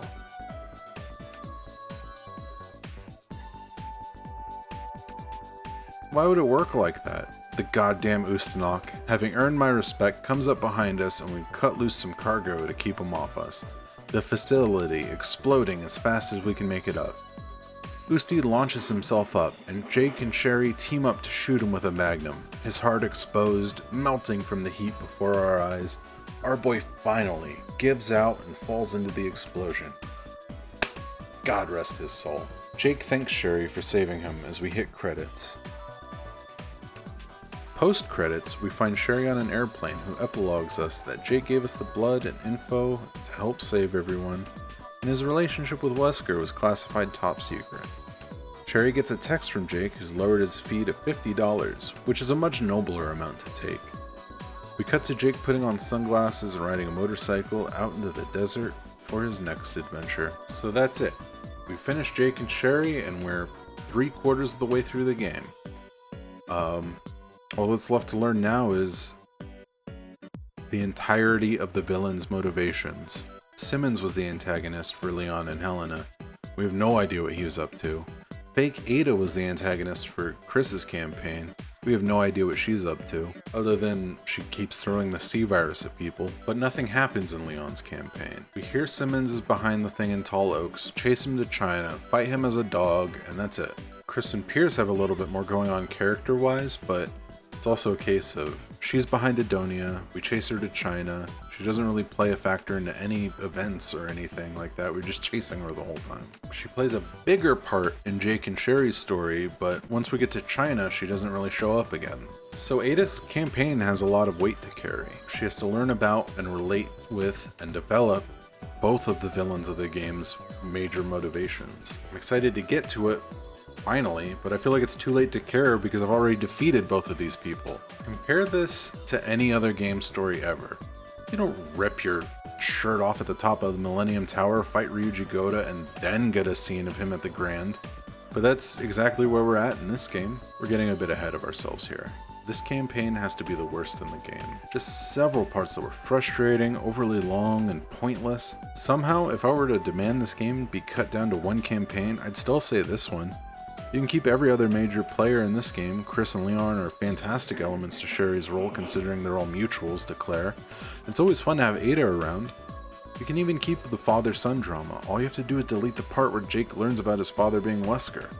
One thing I actually liked about the scene is that Chris never actually characterizes Wesker. He never justifies it, just lays out the fact that he did it and answers honestly when he says it was personal beef. We can see that Jake is not like Wesker when he spares Chris.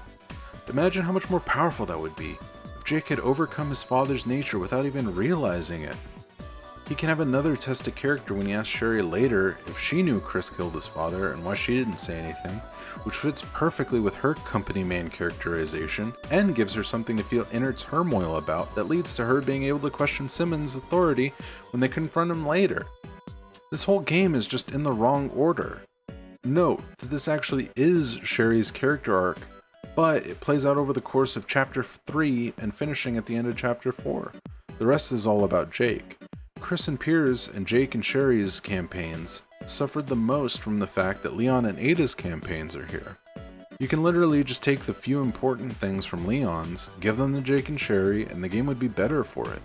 Would Ada be better off being pulled from the game? Only one way to know. What is it you want? I received some very interesting intel on you, Miss Wong. Intel that will greatly influence your future. Curious? Not in the slightest. Ada Wong. What a gal. Secret agent with mysterious intent. She shows up all over the place in this game. What the heck was she doing? She got business in every major event. You don't even get a hint of her tasks or motive other than some kind of personal animosity with Simmons. What's she building in there? Let's go. First things first. Ada's campaign is technically, Rudo speaking, a solo. But if you have a friend, they can play as Hunk. That's pretty cool. Big Daddy floats through the ocean, opening up and revealing a naked Ada Wong. No, Mary, no, you don't have to be naked. No, it's all right. I'll stand here naked. I want to help you. Yeah, Mary, but you don't have to be naked. Look, I want to be naked, okay? So just lay off. Cutting to her clothed in an office, she finds a talking cube that has Simmons in it.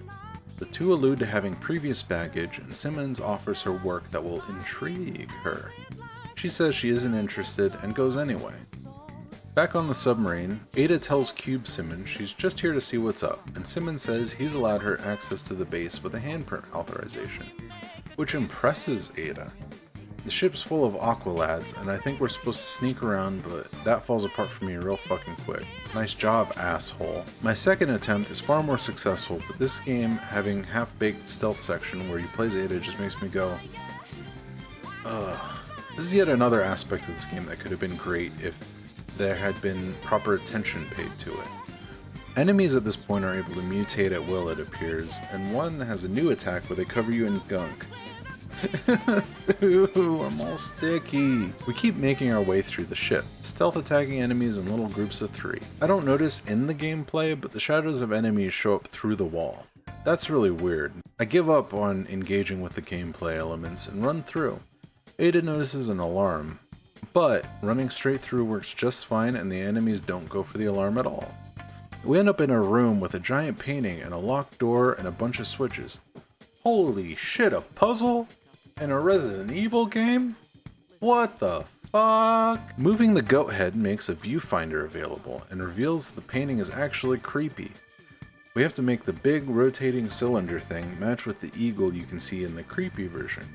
Not exactly a brain buster, but I'll take it over another fucking cabin sequence. We make our way through and find a pressure pad that activates a mounted machine gun that can take out the Aqualads. Why would it work like that? We move along and are granted access to a big projector room that reveals a mission briefing for Ada. Simmons hits on her during the briefing, which is pretty goddamn unprofessional.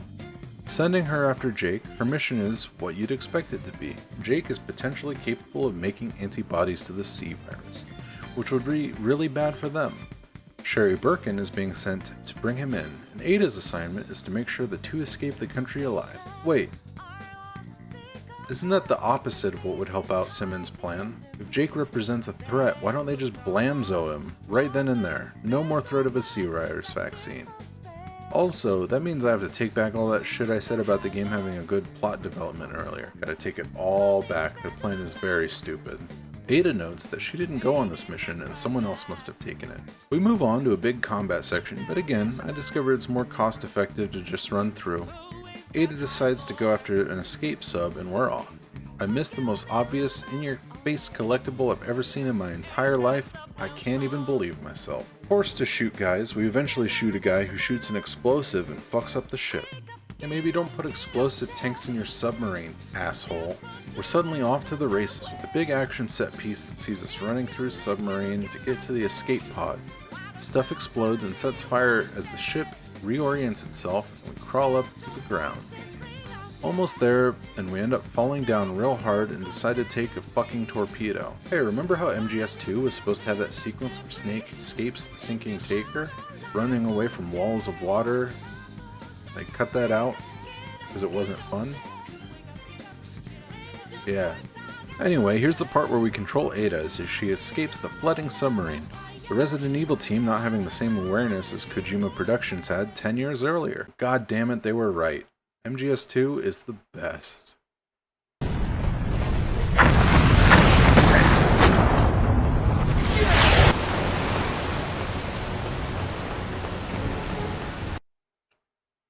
We We make it to an area that isn't actively flooding, I guess, and move on with our day. We get attacked by a bugman, but I just fucking ignore him. Ada's section was a definite breaking point for me, and I reached the point where I was playing out of an obligation to see it through. We find a handprint scanner, but it has no power, so we restore power to it and come back. When we get there, we're informed that the submarine is almost donezo. But we have to do a verbal confirmation on stuff as guys flood in. We have to run back and answer the questions, while my brain is crusty at this point. But this is actually a solid bit, even if the whole thing is stupid. As it's not clear we're talking to the real fake Ada or a recording or what, but we're asked who we are, we're told we did human experimentation in Adonia and desire a world of chaos. Clearly, this test is designed around the actions and ideas of fake Ada. When Ada asks back who is asking these questions, we get denied an answer but approved access. As Ada prepares herself to be shot off in a torpedo, Simmons informs us that a terror attack will happen in Tall Oaks, then in China after that. These will be blamed on Ada Wong, working for Neo Umbrella. Ada says nah, and splits. Leon, so you've been caught up in this too. But you have the stomach for it. We start off Chapter 2 in Tall Oaks, on our way to the cathedral, and spot Leon and Helena making their way into. Time to figure out what the heck is going on in here. We jump into a grave that leads directly into a sewer thing connected to the lab. So much for this place being a secret, this thing was just open. But it leads to a trap, so I guess whatever. We find a piece of the Simmons family crest and a door with a Simmons family crest shaped hole in it, so we're off to the races for the other two. I get lost because the game expects you to investigate the obviously locked door twice before opening the new path, which is rather obnoxious. We end up in a puzzle room and a zombie cranks a fucking thing.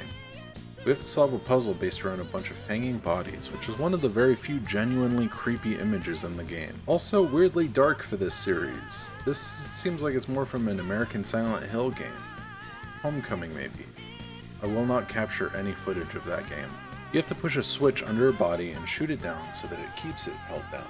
Simple enough, I did not have to look it up. This opens a hole with a room where you get 3 zombos to get shocked but to get electricity pumping through the line. Easiest thing I ever did. We end up in a room with a big trap door. You have to pin the zombos to a wall so you don't cause the trap to open. There must be a clue around here somewhere.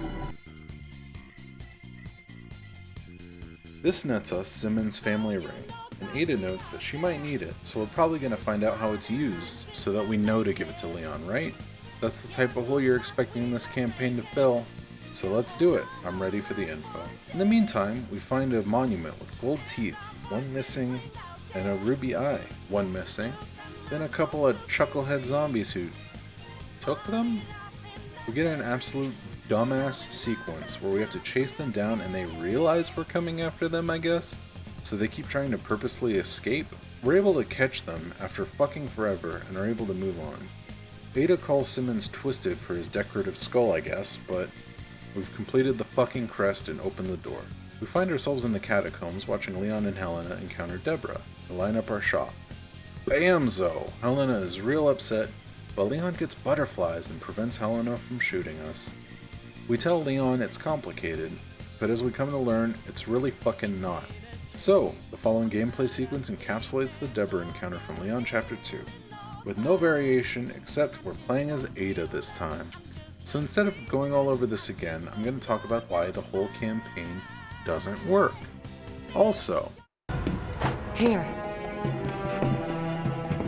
A ring? Don't get the wrong idea. It'll make sense later. will it, Ada? You have no idea what that ring does. Anyway, the new information we get from this version of the Deborah intro cutscene is that Ada stumbles upon Leon and Helena, and lacking the emotional attachment of Helena, or the general situational unawareness of Leon, she lines up her shot and waits for an opening. This was all, of course, effectively communicated by the time it happened in Leon's campaign. That's the general flow of Ada's whole campaign. She showed up all over the place in other campaigns, and we're just walking from sequence to sequence. Oh look, there's Leon. Oh look, there's Chris. Oh look, there's Jake and Sherry. Oh look, there's Leon. The weird thing that makes this worse is that the original intent was this campaign unlocks after all the other ones are completed, meaning this is supposed to be the big reveal campaign. This is a major opportunity to recontextualize everything that happened because Ada plays a major role in every other section, and they just don't really. The section ends with the same cutscene from the first time we fight Deborah with no new information at all. Nothing to show Deborah actually had a larger role to play behind the scenes, so you still don't care. We finally grapple off and get a new section of cutscene, but all it is Simmons telling you to go to the research lab. You know, the one in the story Helena and Leon just left. With a happy birthday Ada Wong to you. So here's the big chance to turn this shit around. Give us a new perspective already. We fight through a room full of big boys. I can tell, by the way, when I stopped and started my recording sessions, because I'll start a chapter fighting everything the game throws at me. And by the end of the session, I just run through every room I come into. We get to the lab proper and do a quick cabin sequence before going into the right room to see the tape. How many more of these things are there? That actually ended up being the last two.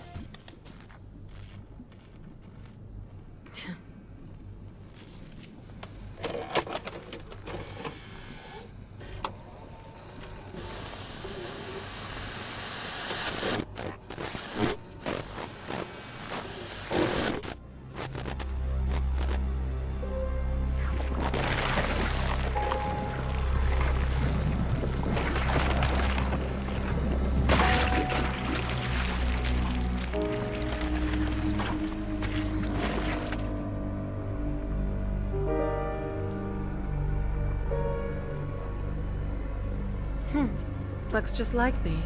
No wonder Leon is confused.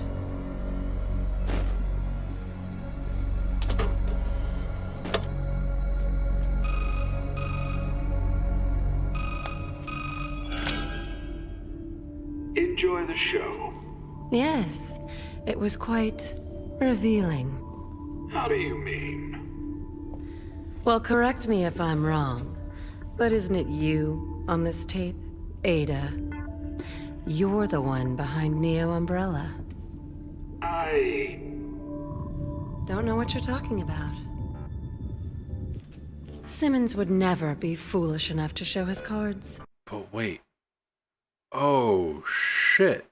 Ada smells the rat. We haven't been talking to Simmons. We've been talking to fake Ada. Oh shit, it's actually a new plot developed. We're gonna inject some fucking life into this game finally. We inform real Simmons that his fucking stupid clone is gonna try to destroy the world and try to blame us. It's spy versus spy, and for the first time in this campaign, feels like we're doing something with actual momentum. Let's fucking go!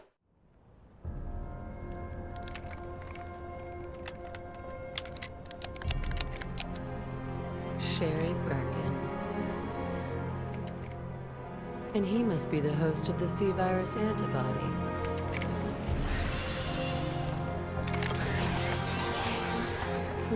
Looks like they're not alone. We end up in China, listening to Chris and Pierce request the location of Ada Wong. We come right up upon the playground and go down the slide, but cannot ride the panda. We quickly end up in a Joavo area. Not the best use of the momentum from the last chapter, but it'll do, I guess. We fight through a little market and it took me forever to find the grapple spot.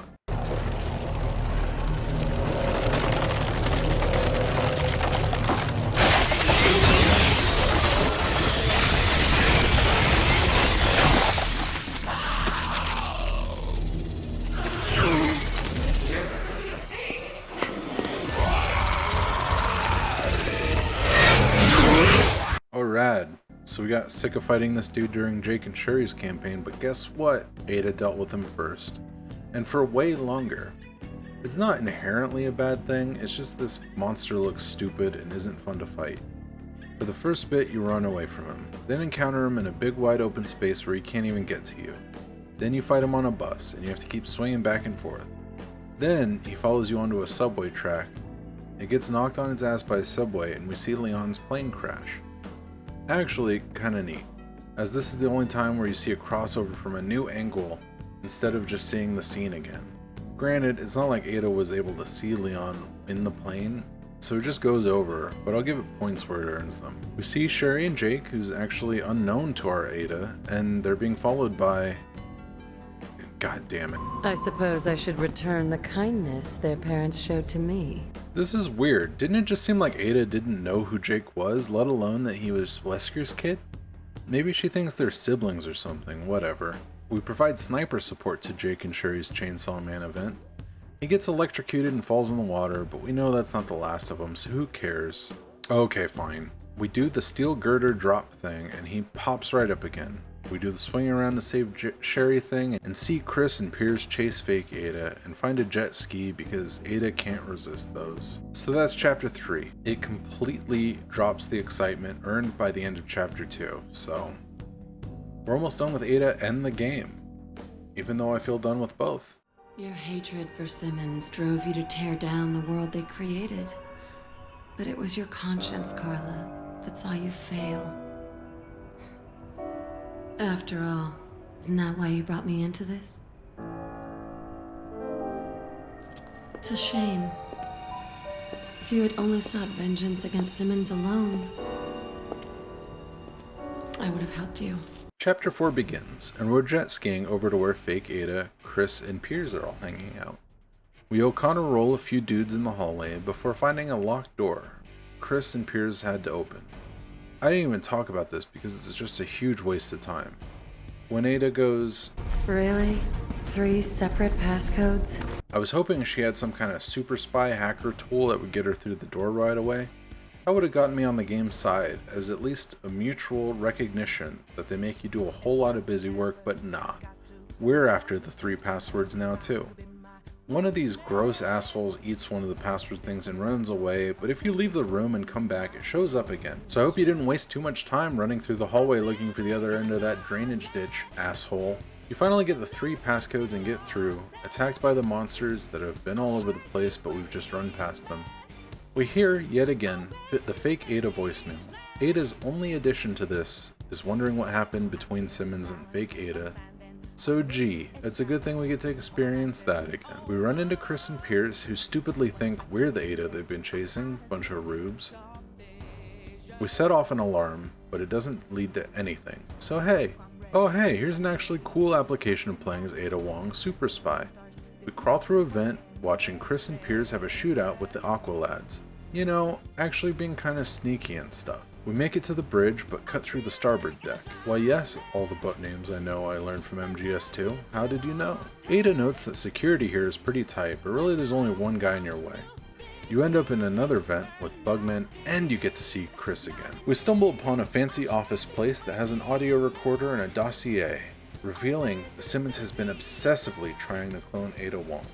Finally finding a perfect test subject in one Carla Redan. There, the cat's finally out of the bag. The true identity of fake Ada. A name we have never heard before. We're just in time to run outside and see poor Carla fall to her death. Okay then. We approach her body and Ada waxes poetic about how she wanted to destroy the world because of Simmons but fell to her own conscience, so that's why fake Ada reached out. Ada even says if she wanted vengeance on Simmons alone, she may have even helped. Then a C-virus vial rolls out, Carla wakes up, turns into a goop monster, and declares herself Queen of the New World. Okay then. Once again we find ourselves aboard a ship, destined for destruction. Only this time with goop instead of water. We run deeper and deeper into the ship, and find goopy walls with hands on them. I'll hand it to him. Pretty gross. You also find a bunch of goop Carlas. Ada does the wait for your partner to run through animation when she goes through doors because they didn't make an animation that accounts for Ada running through by herself. We get all kinds of face monsters and walls of hands, and while this game is past its potential for being scary at all in any way, we can appreciate the attempts here. We soon discover a weakness to liquid nitrogen, which this ship has in droves for some reason. So we use this as an opportunity to blow this lady up for good. You have to shoot through a wall of face goop to reach the delicious nitrogen behind it. It's properly gross. You tried so hard to destroy the world. Now you destroyed your body. Hope this is what you wanted. Yeah! We find a helicopter and run away just in time to see Chris and Piers fly off in their little jet. Oh yeah, we found a little model of a building in that suitcase earlier, so we figure somehow that's where Simmons is. Come on, wake up. If you're really Ada, I know you can pull through this. We both can.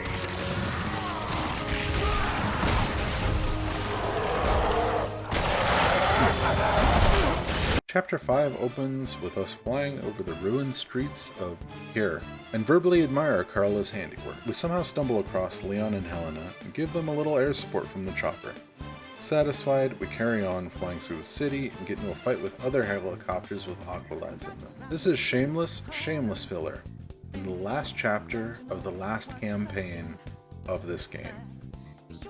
Unbelievable. All style, no substance. Typical. We get to the tower just as Leon and Helena are about to fight the T-Rex and provide air support here too. But since we now have full context for everything up to this point, so Simmons blames Ada for the events of the game, which she accepts responsibility for despite it all being done by fake Ada. So, I don't know, for the street cred? Speaking of, let's chat about fake Ada.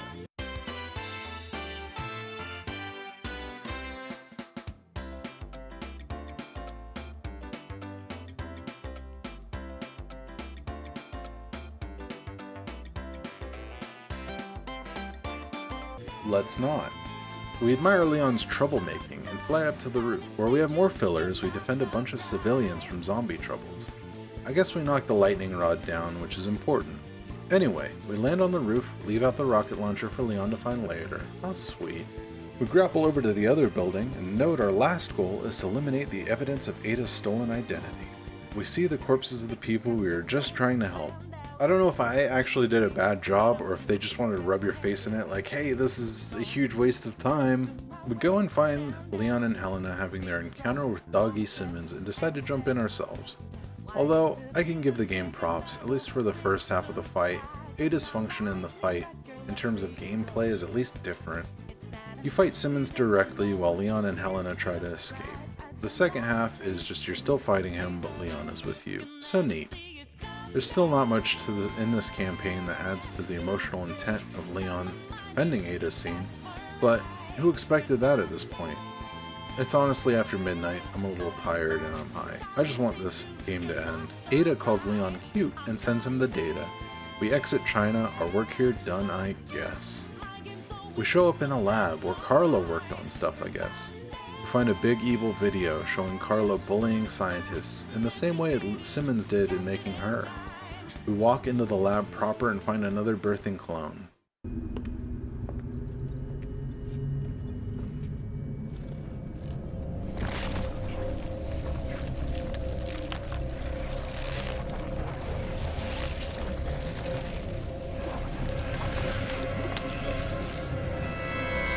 We're beyond sympathy at this point.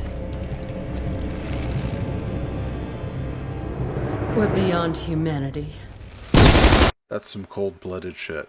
We didn't even see who or what the clone was, which is cool. We also see that Carla and Simmons had a photo of them looking possibly romantic, but it's too goddamn late for them to drop something like that. This is way after there's a reason to care. We get a bonus scene where Jake fights bioweapons to protect children now instead of being a mercenary. Jake is primed to be a character who could take over primary protagonist duties down the line. Jake is never mentioned in the series again. So here we get the entire backstory to our two villains, Simmons and fake Ada. Simmons, in love with or just infatuated by Ada Wong, experiments on the C virus to try to make a clone of her. Finally finding out his perfect candidate is Carla, the inventor of the C virus. He totally transforms her. Seeking vengeance, she heads up Neo Umbrella, with the proper campaigns being the results that followed. This campaign was definitely meatier than the others storyline-wise, but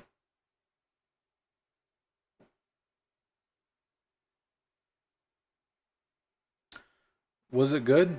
Not at all, no. It was a huge waste of time.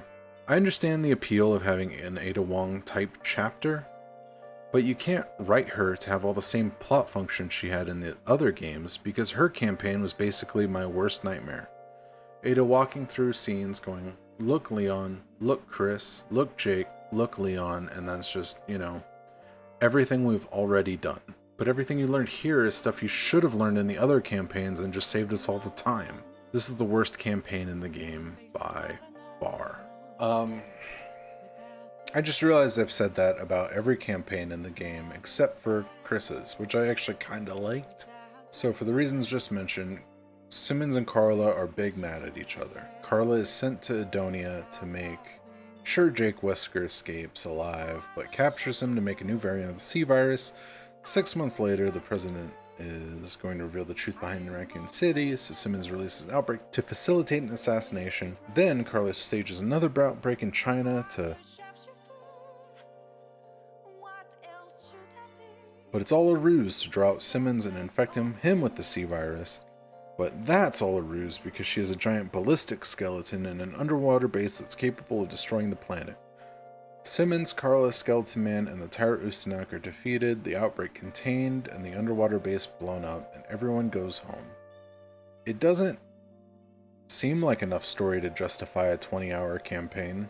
You can easily cut Ada's entire campaign out, you can cut out huge swaths of Chris and Leon's campaigns and just focus on Jake and Sherry's. I mean, the ultimate epilogue and the entire game was about Jake. They clearly thought a lot about this character. He should have just been the protagonist. Chris and Leon can have minor side missions in this if you're gonna have them be part of it at all. Chris could have been a great foil for Jake and Leon for Sherry. Tell me, we just following orders? Or was it personal?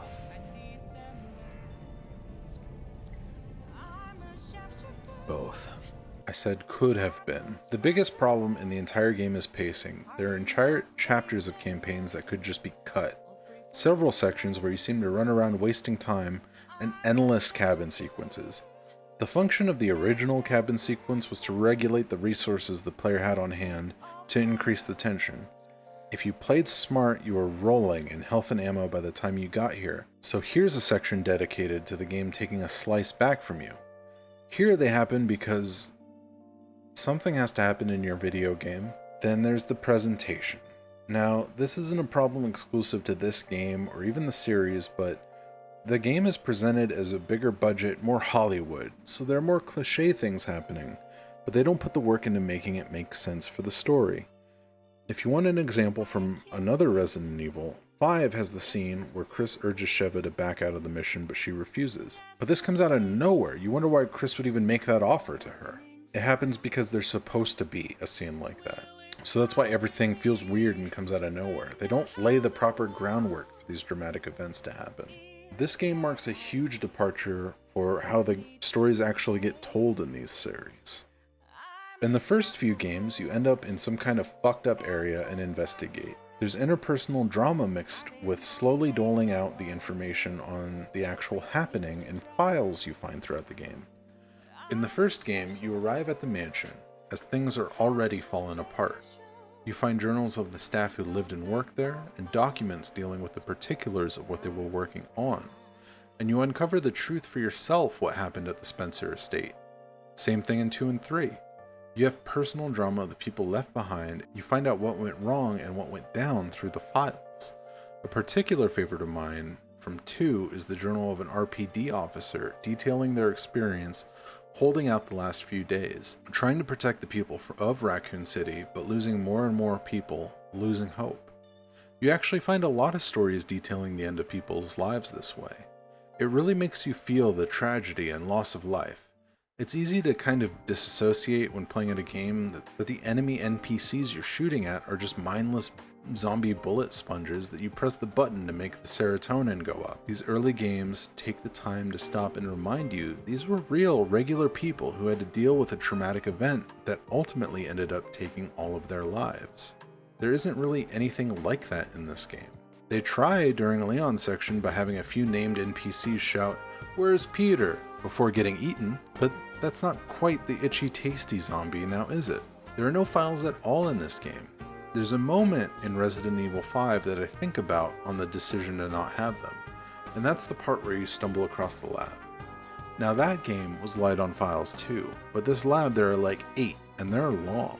During my first playthrough with a friend on stream, we looked at the stack of files and said, "Fuck that," and kept going. Then on my second playthrough with a friend on the couch and my roommate hanging out, I insisted on reading every file out loud, much to my compatriots' chagrin. The lesson here is that file reading in a co-op game only suits to destroy the pace of things. This game being built from the ground up for co-op makes it totally understandable that the old formula doesn't work. You don't want to hold on to things just for the sake of it, right? Stopping the action to read every couple rooms simply would not work here. That's why you only find the files of this game in a special menu. Wait, oh, there are files? There is context for this stuff? It turns out, yeah, those stupid snake symbols we've been shooting all over the place unlocks a menu to unlock the actual story. Or so I hoped. The files come with 2 entries. Typically, one that explains the file from the outside of the story, and one that typically comes from within the narrative. Usually an in-universe email or note or journal entry or whatever. The type of thing you'd find in one of the other entries of the series. These range from, why the fuck was this not in the main game, to, this is a total waste of time. I put this section in hoping that somehow, some way, the real story of the game would be revealed here, but I mean, the files are pretty much as worthless as anything else in the game. The game would definitely be improved by implementing these into the game itself, but I don't know by how much. They mentioned Claire a couple times. Carla loved Simmons, but Simmons loved Ada. That's why he turned Carla into Ada. These are bonus unlocks, not meant to really mean anything in the grand scheme of things, because most players aren't going to see all of them. I combed through each and every one, and I did not find enough info to justify systemically analyzing them.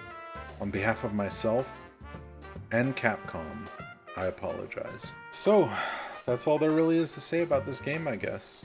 Capcom initially expected to sell 7 million copies by the end of 2012's fiscal year. Out of the gate, it only sold 800,000 copies. By the actual end of the 2012 fiscal year, the game sold 4.9 million. By all means, a great number, but far below the projected expectation. But I gotta say, the expectation kinda made sense. According to the Capcom investor page, Resident Evil 5 has sold 8.3 million copies, the highest selling Resident Evil game at the time. So you look at 5 and you look at the direction that that one went in and you double down. Double down on the action, double down on the explosions, double down on the co-op, take out the boring shit like files and horror. The game did eventually reach its goal. According to the same page, it has also achieved 8.3 million in sales, ranking it just below 5 as the 7th best-selling Capcom game of all time. After the critical response though, it was clear that Capcom had to go back to the drawing board, and back they did. The next mainline game, Resident Evil 7 Biohazard, brought back a focus on horror, no multiplayer, and focused on a single person navigating a gross building. Hey look, the Bakers run Smash tournaments. They followed this with the excellent remake of Resident Evil 2. Those 2 titles are now in fact the highest selling Resident Evil games in the series. 7 selling 11 million copies and 2 selling 9.8 million. This return to form has been a huge success. The #1 selling Capcom title? Fucking Monster Hunter, of course. So while the critical failure of this game is the stuff of legend, it was the thing that pushed the series back onto the right path, so thanks, I guess? I mean, yeah, I mean, you can't run reality twice, I guess. Can't find out what happens if people like this game. Probably get Resident Evil 7 and it would be like take place in somewhere like a fake Middle Eastern country, I guess. That'd be topical. It'd be a squad shooter for sure. He'd play as Chris, Leon, maybe Jake. You'd have a new character too. Be somebody who is cool, but then never gets mentioned by the series again. This is what happens to all of Chris's new partners that aren't Jill. I don't know. But it's time to get down to brass tacks here. Is Resident Evil 6 the worst game in the mainline series? The truth is, I don't know.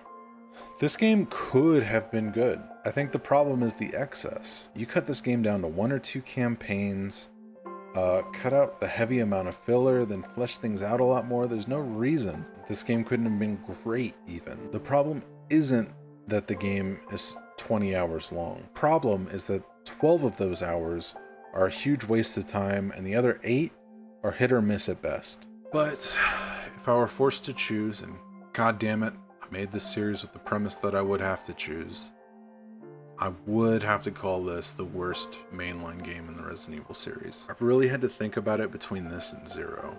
But I think Zero is at least worth a play.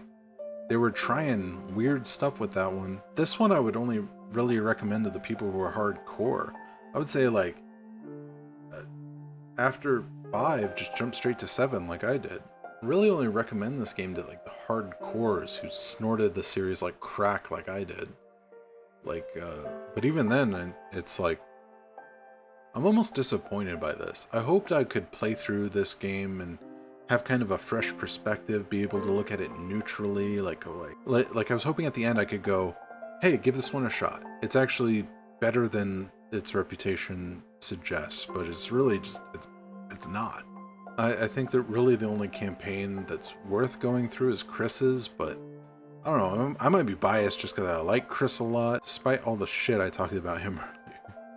If I could wrap this whole thing in a bow, it's be yourself, don't chase trends, because your real ones will love you for you. And I guess that's ultimately the lesson we learn, you know?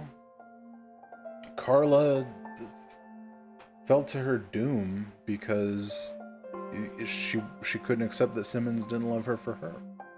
And Simmons, you know, could have been better about accepting that Ada didn't care about him, I guess.